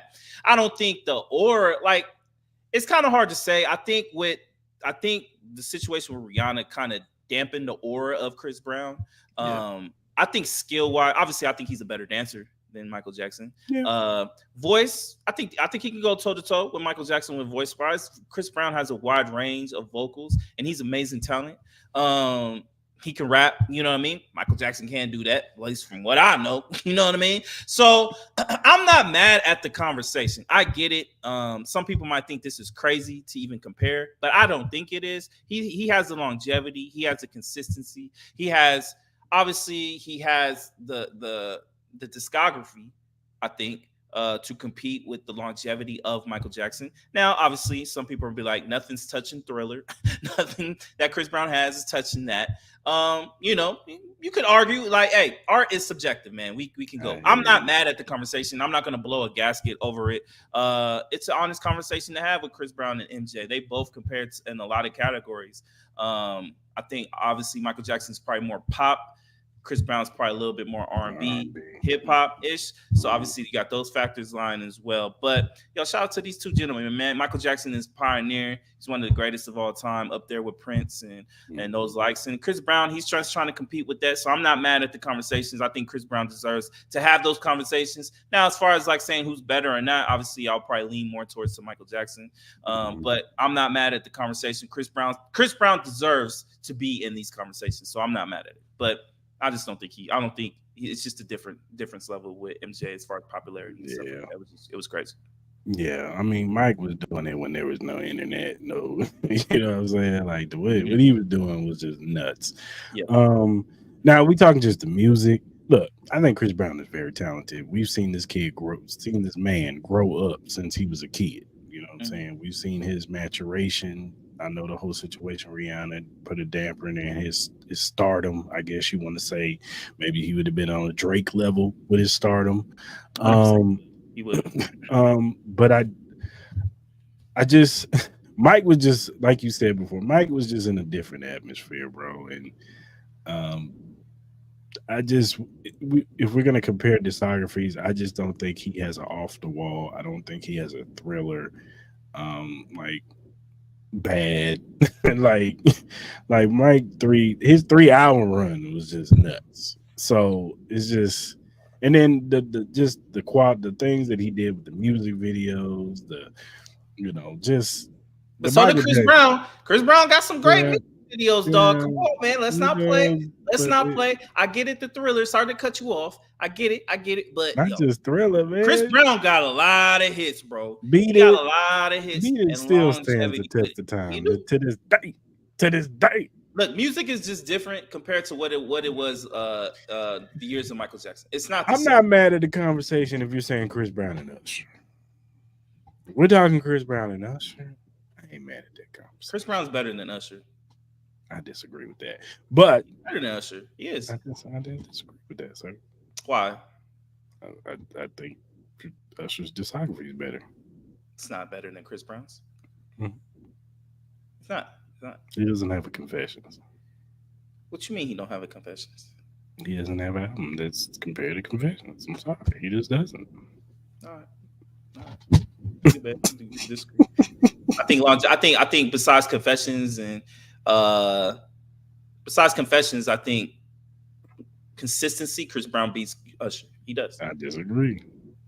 All right. I think My Way was a great album. I think 8701 was a great album. So was Chris Brown's first album, second album. We could talk about his last couple albums that he's had. Usher don't have that consistency, brother. His last album was not that great. Couple albums before it was, they were cool. They were cool, but I get you with the Confessions. You would probably say Confessions is probably the best out of all their albums. I could agree with you on that. But consistency, longevity, hits, it's Chris Brown, bro. It's Chris Brown. And low-key, it really ain't even close. And low-key, it really ain't even close with hits. I don't know about now. Y'all sleeping. You sleeping on us with hits. Not He even ain't close. got a yeah. He ain't got a yeah. Yo, wall to wall. Y'all need to go and make that version. So we Come on, man. Hey, yo, I'm riding with Chris, baby. No disrespect to Usher, but man, y'all gotta stop disrespecting Chris, bro. Chris is that guy, man. Come on, stop. I like Stop. Chris Brown. Stop. I really do. Stop. It's all good. Come on, man. All right, man. Let's talk about this complex top rappers list. Yeah, dog. Let's Go talk ahead and about bring it. bring Uh, this list. I got the list. Let me bring it up. So I will start at 50, work our way down. If you want to stop and talk about something, let's get to it. All right. Number 50, we got Little Nas X.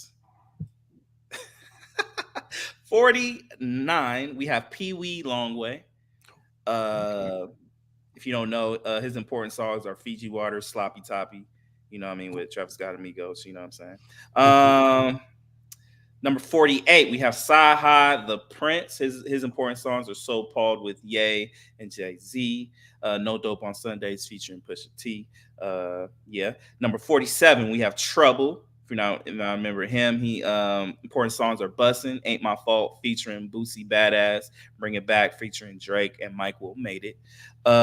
Number 46, we have Rich the Kid, Plug Walk, New Freezer, and Carnival. He was recently on Carnival. Number 45, we have K Camp. I like K Camp. K Camp cool. He cool. He got some hits. Important songs, Cut Her Off, and Comfortable, Lottery on the Renegade. Number 44, we had Lil Scrappy. You know what I'm saying? Obviously, you should know Lil Scrappy. If you don't, he did Never Ever with Treville, Money in the Bank featuring Young Buck, and No Problem. B.O.B. at number 43. Nothing on You with Bruno Mars. That was his biggest hit. So he's right there. 42, we have OJ, the Juice Man. I ain't mad at that. I like OJ. Obviously, his important songs was Make the Trap Say, hey, No Hook, one of my favorite songs. You know what I mean? So shout out to OJ. Rest in peace to him as well. 41, Roscoe Dash. Uh, Hold on. OJ Juice Man still alive, man. he is. I thought he passed away. You just killed him. My bad, player. I didn't mean to kill you. I thought he passed. I could have swore. I said something. He Man, passed. I ain't still You sure? chilling, I could bro. have swore he passed away or something like He that. doing music right now, Oh, my man. bad, player. My bad, player. I didn't mean to cut you off, dog. I must got you confused with somebody else, brother. 41. We got Roscoe Dash. He did No Hands with Waka Flocka. Really big one. And number 40, we have Sean Paul. Snap your fingers, damn, all that. Do you have a problem with the first 10? Lil Nas X for sure. Yeah, I don't it even is. think he deserved to be on this list. I don't care what he did. Had that one. He had what, two songs. The one song, what's the National Road, whatever it's called. That was a hit. I give him that. That's gonna be played for the rest of everybody's lives. Even the country western people are gonna be doing the rodeo country electric slide to that song. Mhm. Um, the other song was just because of the video. He was over there shaking it for the devil or whatever. But other than that, nah, nah, Look, Chris Cross need to be on this list. We're exactly. gonna foresight it. Chris Cross is not on this list. If we're gonna put Lil Nas X, Chris Cross needs to be on this list, man. They are Respect. pioneers of Atlanta. Respectfully. All right, keep it going. Number 39, we got Cool Breeze, important songs, Dirty South with Goody Mob, Watch for the Hood Yeah, with Outkast. that's Uh, classic song. 38, we have Young Nudie, important songs, Peaches and Eggplants with 21 Savage. Pissy Pamper with Playboy Cardi. I'm pretty sure you probably don't know nothing about that. Number 37, we have Rich Homie Quan. Important songs, Type of Way. Obviously, we had that. Number 36, we have Fabo, which I'm pretty surprised about. Important songs, Geeked Up, Laffy Taffy, I'm the Man with 4DL. Number 35, we have Diamond with Nuck If You Buck, Rock Your Hips, man. Shout out to her. Shout out to Diamond. She was pretty bad back in the day. Number 34, we got Bankroll Fresh. Important songs, Hot Boy, Walked In with Travis Porter and Bucci. All There with Jeezy. Love that song with Jeezy. Number 33, surprisingly, got Childish Gambino. Important songs 3005. This is America's Sweatpants, and obviously he dropped a new album. Number 32, we got Big Gip. Important songs. We got Black Ice with Goody Mob, Make the People Say, Stepping Out with Sleepy Brown.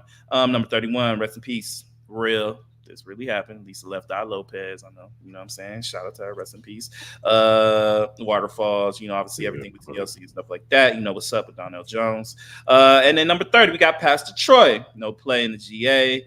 Vice versa. Are We Cutting? Featuring Timberland. What are your thoughts with this next 10, 30 to 40? I guess I'm not mad at it.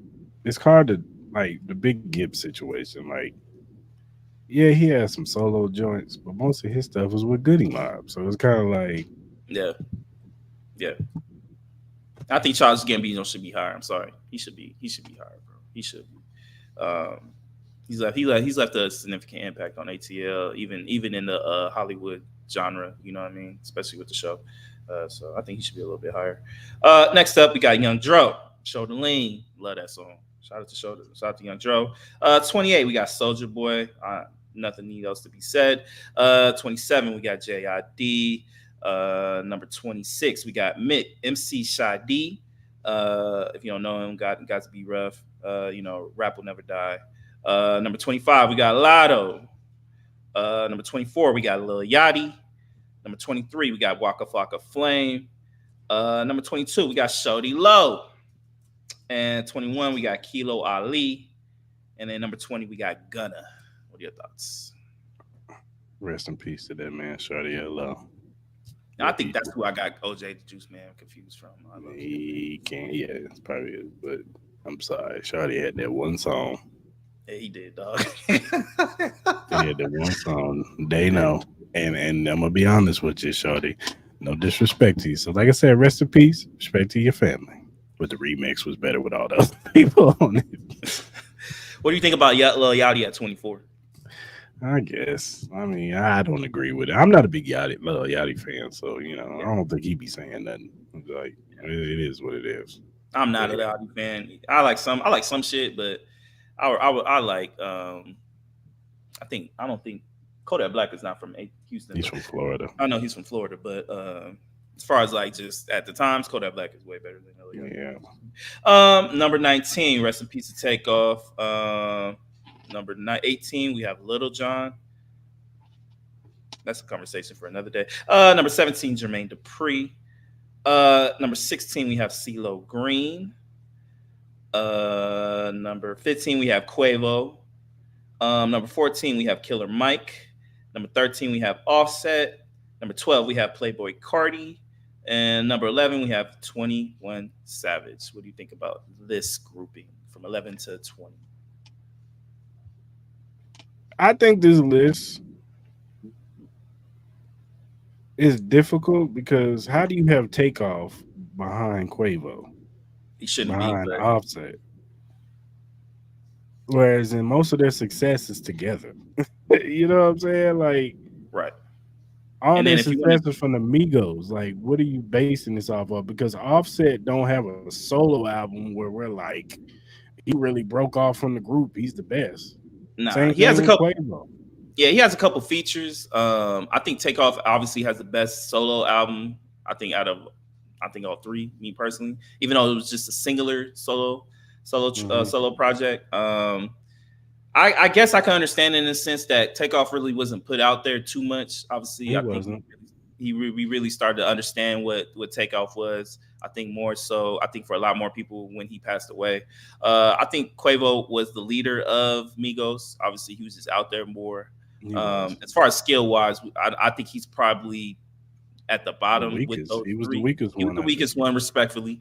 But I guess with the impact of what Quavo did with everything else, I think when I was really thinking about it, I'm not mad at it. I'm not mad at him being ahead of Takeoff. I think if we look at just skill wise, yes, I Yeah. think it's wrong. But everything else you put with the package, Quavo, I'm not mad at it. I'm not mad at Quavo. No, I hear you because I thought Quavo was gonna take off. No pun intended. I thought he was gonna like be the one out of the group to be the Yeah, star. You yeah, I know what think I'm saying? majority of people thought And be so. off Yeah. on his own and be a solo. So when his solo album came out and it kind of was like, man, Yeah. it Yeah. just he didn't do. I don't know what happened. Maybe you need to get better writers or whatever. But hmm it just didn't go like I thought it was gonna go with Quavo. I hear like the melodic sounds from Quavo. He has that sound that the kids like hmm nowadays that I thought was gonna take him further. Because Takeoff is the consensus best rapper out of Yeah. their crew. Offset is probably a little bit behind him, hmm but I thought Quavo was been a star. If he had a dope solo album, I wouldn't be mad at it. But I just think, as a crew, I just think that they all just need to belong together. Like I think this list, they should have just went on ahead and said, "Bump it." We put groups together because most of these people that you're talking about, their success was together. Yeah. If you add all three of them, I think Migos is obviously a lot higher.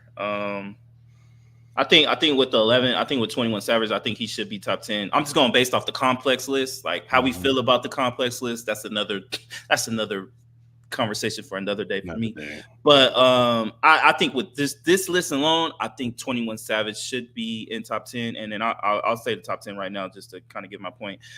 Number 10, Lil Baby. I think 21 Savage needs to be ahead of Lil Baby. I think Lil I Baby has agree. had a massive drop off the last I think Yes. 2 years Yes. with some of the stuff. Now, so a couple things that I have heard, I've been liking a little bit, nothing crazy to the point where I think Lil Baby's back to what I thought he was going to be. But I Mhm. think as far as like everything what 21 Savage has done in recent years with the Drake him and Drake collab album, his solo project and stuff like that, I think 21 Savage has been killing it. I do think he should be there. I low key think he should be ahead of 2 Chains at number 9. I think he should be. That's just me. I agree. Um, and then that's probably where I would put him at. Because obviously number 8 we have Big Boy. I think Big Boy should be a little bit higher, but that's just me. I think he needs to get a little bit more respect. I get it. I get it with Andre 3000, but Big Boy he deserves a lot more respect than I think he should get. I But have a that's just point to make, but I'm gonna wait till you get to the Andre 3000. okay. And then number 7, I think another person that gets disrespected a little bit too much with the hip hop game as far as like the recognition that he deserves. I think Ludacris at number 7. That's another one. I think Ludacris. Uh, I get it. He hasn't been doing music a lot lately, especially with him, being great in his Hollywood career. But I think he needs to get a little bit more respect in the ATL ranks. Number 6, we got Young Thug. Not mad. Number five, Jeezy. He's probably one of my favorite all time ATL rappers. Uh, Number four, we got Gucci Man. I would personally have Jeezy over Gucci Man, but I Me get it. too. Number three, we got Ti. Number two, we got Future, and then number one, we have Andre 3000, which I think is consistent. So, but go ahead, go ahead, go ahead. Here's my problem with this list. What are we basing? What would the cri? Like that's the thing I have problem with complex. They Right. don't give us a criteria of what are you basing off this list of, because yes, if we're talking rapping skills, yes, Andre 3000 is the best rapper to come out of Atlanta. Hmm. But I think Big Boy is like right there with him. Yeah. It's just they complemented each other so much in Outkast that you can't discount Big Boy. So And furthermore, hold on. And then furthermore, if you want to talk about Big Boy, we talking about rap albums. Like Andre ain't got no solo rap album. He got his solo album, which was a joint project with Big Boy, was him singing. So if we talking solo album, Big Boy got more solo albums. well, let me Like cut you off. Let me cut you off real quick because they do put what their criteria is in the article. Okay, okay, what the criteria for this list is: we use three determining factors: one, skill as a hip hop artist; two, okay. strength of their catalog; and three, the lasting influence and commercial impact of their music. So that is what they base it off of, their Yeah, criteria. but then it goes back to my point. Then Mhm. most of Andre 3000's commercial success is tied with Big Boy. It is. It is.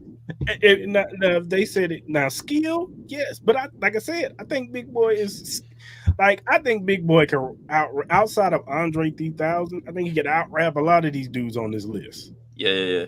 Other But than Ludacris, maybe other than Ludacris, Ludacris might be able to get with him, but other than that, everybody else on this list, I think he could out rap a lot of these dudes. well, let me ask you a question. Maybe let me ask you a question. Do you think it's the aura of Andre 3000? Because Of course, a lot of people yeah. say we they haven't gotten a really true Andre 3000 album. Minus, what you want to say about the Love Below speaker box It's shit it's it's situation. it's, it's the mystery. It's the It's mystery yeah. of Andre 3000 because we've never got that solo album, Hmm. and you don't see him a lot. You see Big Boy everywhere. Yeah. Like Big Boy is outside. He's with the younger artists. He's with the older. Like he's kind of like in like everywhere. You know what I'm saying? So you see Big Boy everywhere. So he's not the mystery guy. Andre's the mystery because he's like a down, except without the solo albums, he's like a down south most deaf. Yeah. You know And what it I'm saying? yeah, So and it's like when I re go by the criteria that they did, some of this shit don't make sense because if you're going by commercial and skill wise, then I think Ludacris has to be higher because a lot of yeah, his songs are very commercialized that have been lasting for a long, long time. Skill wise, he's one of the best. I just don't understand how you have him behind the likes of I'm sorry, Thug. I'm sorry. I don't know how you have him behind Thug. I love Thug. I get it. I get the impact of Thug, and I get Thug is what Thug when Thug was out. I think he was probably one of the more popular. He was competing with Future with being the most popular Atlanta artist at the time, yeah, yeah, yeah. as far I as like agree. who they were. You know what I mean? But I just think when you go on this list, it's just like I don't know. I don't know what Thug songs are commercialized. You know what I'm saying? I don't know what commercial like. You The know what I mean? songs Like that you know what songs I are get I don't commercialized. know if that's club shit. I don't know what is the commercial is it the Don't commercialized part with their music the or songs is that it he has them? You know what I mean? commercialized are the ones that he had with Rich Homie Quan. Right. So if we're just going, so if we're taking the commercial part with them as the person, the rapper, and their music, Ludacris laps Young Yeah, Thug. He yeah, he laps Young does. Thug. He's He got so laps Young many. Thug. He's got He mad laps a lot of commercials. these guys, low key. He laps a That's lot what of I'm these guys. saying. If you add the If commercial part, you know what I'm saying? if you're adding that element, you're adding skill. Okay, Andre 3000 Skill. probably the Yeah, most I get you. skilled. I got Then you'll probably have like we're talking skill rapping. You'd have Andre 3000, probably Big Boy, Ludacris, Sci the Prince can rap his ass you. off. Sahai the Prince. Yeah. Killer Mike can rap his ass off. You know what I'm saying? So you'd probably have those five as just rappers. Top five. Those are Top your five. five. Top five. But if we're talking commercial success, Then you gotta add in. Then you're talking Ludacris, and we're talking solo artists. We're talking Ludacris, maybe Ti, Jeezy, because Jeezy got solo success. And then you would Um, have to put both Big Boy and Andre in that with the Outcast situation. yeah, you would have to put them as a group. Yeah, You as would a have to, group, but you would have to. but you separated them, so you have to put both of them in the top five. So I'm like, because like what, like I get the Future shit. Future Yeah, has club yeah. hits, he has club bangers. I get it, but give me the commercial part to the music. Give me the commercial Hmm. part to Doug. And I love both of them motherfuckers. I do. Yeah. I listen to their music. So Hmm. this ain't no diss. Trust. But I'm just trying to figure out where the commercialism of their Yeah. music comes from. You know what I That's what mean? I'm Now, saying. if you're Like, adding the club part, then okay. I think you got Ludacris beat on that shit. You have him, you Future laps Ludacris on that shit. Thug laps Ludacris on that particular thing. If you're gonna add that to the even commercialism part, though Luda but has some what club bangers. but my thing is, what is the more powerful thing? Is it the club, or is it this song being on a Kia commercial, or this being Yeah. on Good Morning America, or this Mhm. being on a Super Bowl song? You know what I mean? I've seen a Ludacris song be performed at the Super Bowl. Yeah, Mhm. you know he's part of that song. It's Yeah. not just I get it. It's Lovers Usher and song, friends. but lovers and friends.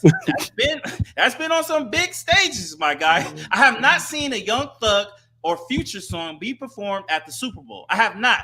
So that is, I'm like, what is the bigger impact to me? I think it's what Ludacris has had. You know what I mean? Like a lot of his songs have made it to Fortune 500, 500 businesses, Yeah. commercials, car Hmm. companies, stuff like that. Hmm. He's been on one of the biggest uh star runs for a hip hop artist in a long time with his Fast and the Furious stuff. Like I get how we all feel about that franchise, but Fast and Furious is one of the biggest franchises ever made as far as a collection of movies. Like we cannot understand that. And Ludacris has been in half of them. So like, you know what I mean? So I just don't I don't get what the importance is on each category, because I get it with certain categories, like some of these guys will be be ahead of a lot of these cats that we think are more skilled and all that. But in the skill factory, a lot of these cats are more skilled than these rappers. You know, what I mean, than some of these newer rappers that we have on this list. So And what was the third? I don't know. What was the third criteria? The third criteria. Let me get back to it. Sorry. Scrolling up.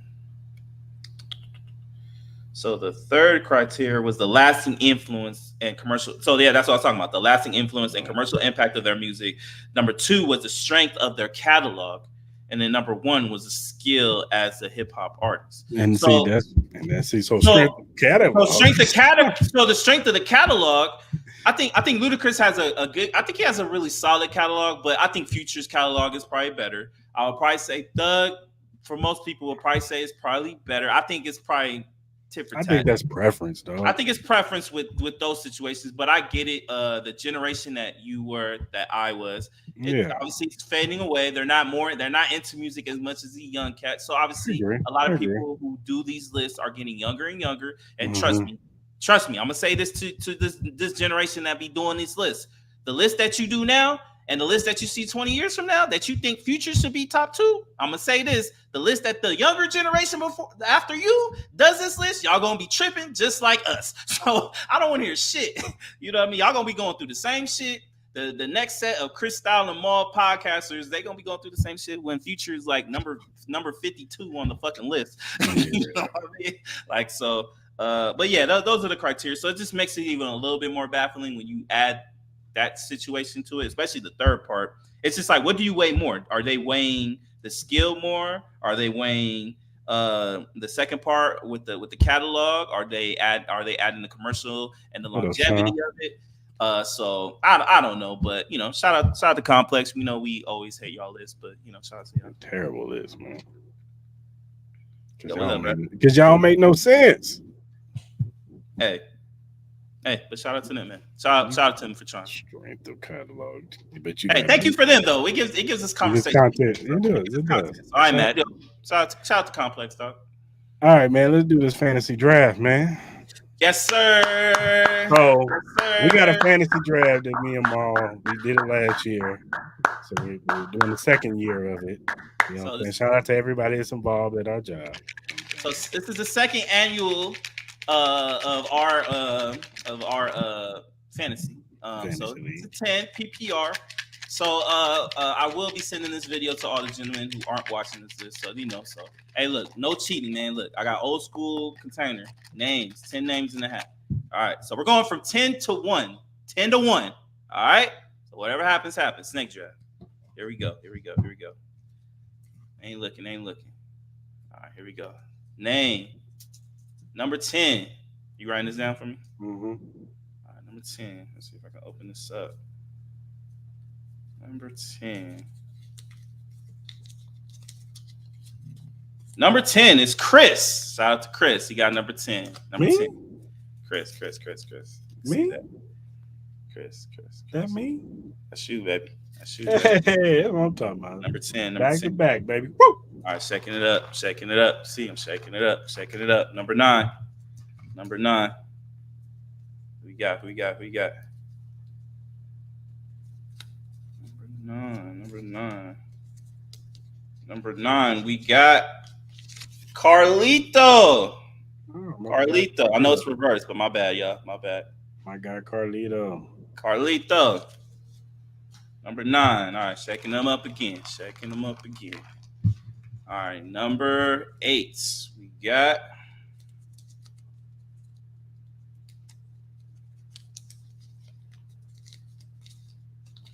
Rodney. Got Rodney, number 8. Rodney, okay. Rodney. You can see it. My bad, it's reversed, but it is what it is. Shaking up a little bit more. Let's see.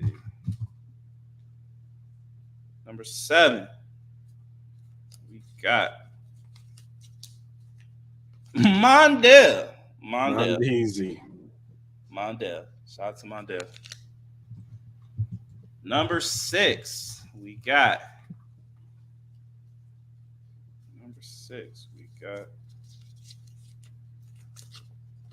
Ben. Big Shout out to Ben. Ben. Shout out to you, my guy. All right, number 5. We got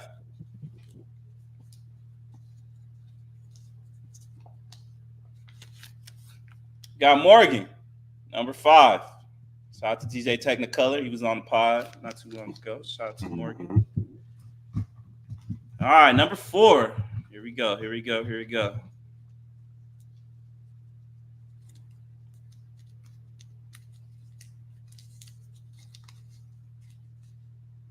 Miguel, number 4. New entry. No entry. Shout out to Miguel. I will text you, my guy. I know I got to. All right. Top three. Who gonna be? Looking a little rigged for you. I just want to Nah, let bro. you know I that. swear to God, bro. Hey, look, man. Look, bro. I didn't do shit. You see me, bro. I only got one name on this motherfucker. Mark. Post Malone Mark. What up? Number 3. Look, man, I ain't do this. I swear to God, bro. Look, man, there's only 2 in here, bro. I swear to God, I did not do this stuff. I swear, bro. All right, look. Here we go. All right, who's gonna be number 2? All right, here we go. I swear to God, bro. I folded it, everything the same. I'm not even looking at this shit. All right, number 2. Oh wow. Mondale's son. Shout out to Mondale's son. Man, got the number 1 overall. And the number 1 pick goes to, and did not cheat. Hey, this was filmed, baby. So y'all know I ain't do nothing rigged. There ain't nothing else in this motherfucker. Nothing else. I haven't look at the shit. I want a revote. No, I'm just playing. Me, Mo, with the number 1 pick, baby. Shout out to me, you know what I mean? Shout out to me. I got back-to-back picks. I'm good. You do. Shout out to me. So I got number 1 pick. Look. You can look at my thing. I have no extra shit. These are all the names right here. I have no extra shit. I'm hiding. Nothing. Empty. Look. So it's not rigged. Okay. Shout out to every gentleman who is a part of this league. Good luck to everybody. The draft will be September 2nd, I believe. September 2nd, that's a Monday. Info will go out to what time and the place that it will be. I'm not announcing this on national TVs, or not national TV, but on the podcast. I'm not announcing that. But shout out to everybody who's involved, man. Good luck to everybody, and let the best man win. Money needs to be in hands by draft night, ladies and gentlemen. Okay, by draft night, and good luck to everybody. Yeah, for sure, man. Man, who gets your flowers of the week? Flowers of the week goes to this young gentleman, 15-year-old Haman Bekele. I apologize if that's not how you say your name. This gentleman invented soap that potentially could treat skin cancer. So shout out to him. 15 years old. 15 years old, man. Smart young man trying to change the world. Hopefully his product works. Fuck cancer. We all know. I'm pretty sure we all have had somebody impacted by cancer. Recently I had somebody I closely work with who passed away from cancer. God bless her and her family. But look, man, shout out to him, man. He's making a change in this world, and I can only imagine some of the other great things that he will accomplish. And he's only 15 years old, so shout out to my man. Yeah, for sure, man. Shout out to him, man. I'm gonna be real with you, man. I really ain't got no flowers this week. Oh, you ain't showing no love to nobody? I ain't Shout out, show love to me for the number one pick, baby. I'm gonna shout out Patrick Mahomes for throwing behind the back pass, baby. Oh my God! On to the next, bro. That's what I'm talking about. He did it in the game. Insane.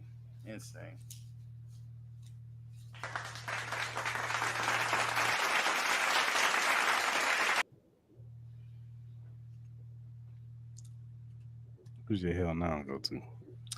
So my hell now goes to DJ Academics. There is a case going on, a sexual assault case, and it doesn't look good for you, player. I'm gonna be honest with you. It's not looking good. It's not looking good for the partners that you are associated with.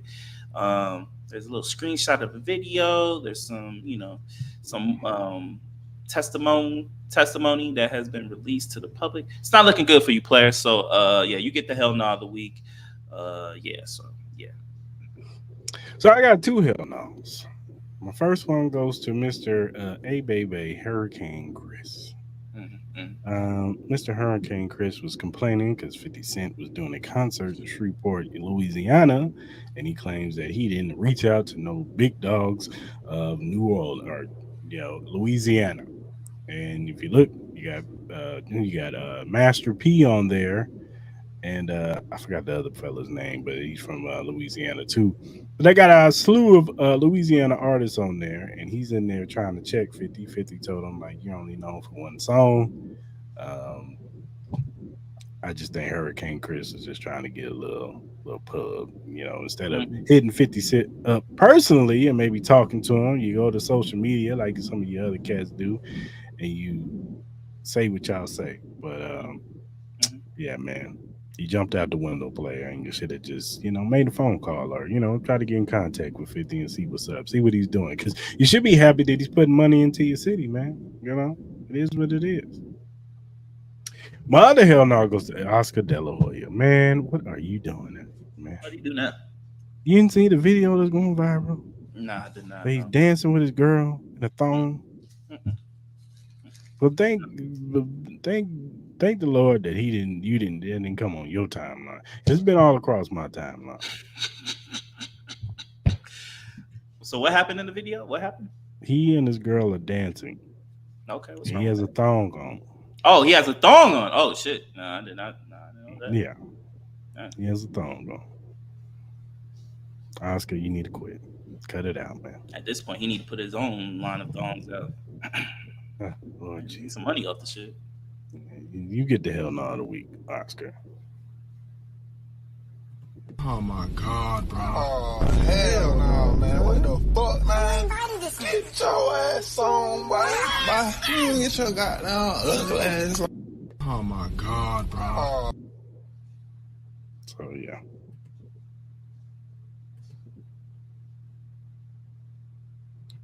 All right, man. Let's give a shout out to Glitch Energy Drink. Yes, sir. Shout out to Glitch. They've been rocking with us for a minute. Glitch Energy Drink offers a wide range of delicious flavors to suit everyone's taste preferences, whether in the fruity flavors like Maui Punch, Cherry Bomb, Blue Smurf, and Grenades. There's something for everyone. Glitch Energy Drink is not only great for gamers and workout warriors, but also for everyday people who simply need a boost of energy. It's a healthy choice that you can feel good about. You can find more information and purchase Glitch Energy Drink at glitchenergy.com. Remember to use the promo code Cris Style Mall to get 10% off your purchases and start enjoying these great energizing drinks, man. So shout out to Glitch. Use the promo code, save that money, man, and support the pod, baby. Support the pod. Yeah, man. Whatever streaming platform you use to listen to your podcast on, the Cris Style and Mal podcast is available, whether it be on Spotify, Apple, Google, Amazon, iHeartRadio, whatever you listen to do your podcast, listen to your podcast. We're available. Also, if you're first time watching on YouTube, hit that subscribe button, hit that like button, hit that notification button. So when we go live on Mondays at 12 p.m. Pacific Standard Time and Wednesdays at 9 p.m. Pacific Standard Time, you can jump in the lives. You can talk about these topics with us because we want to hear from the people. We want to hear your opinion, how you feel. You could have told us how you felt about the top 50 Atlanta hip hop artists and NFL and all that good stuff. UFC 305. You know what I'm saying? We want to hear from y'all too. So, and if you watch it on the playback, give your opinion in the comments section too. So go ahead and subscribe to the channel, man.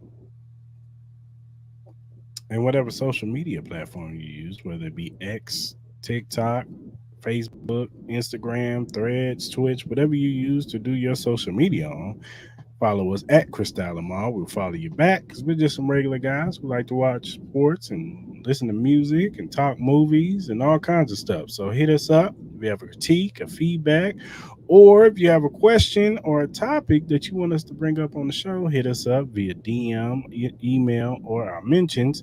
And if we like said question, we will bring it up and shout you out on the show because we want to show love to those who show love to us.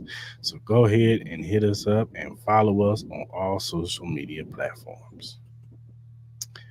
All right, good people. Until we're gonna be out for a while. We'll still have content dropping. Yeah. But my man Ma's going out of town, so we'll be out of commission for probably like a week, couple weeks. We'll be back next Wednesday. Yeah, next Wednesday we'll be back with a full clip of topics. So I need a vacation before season because the way it's looking. I'm mentally needed, brother. yeah, that'd be crazy. Yeah, for sure. So, all right, yo. Until then, till next time. Shout out to everybody.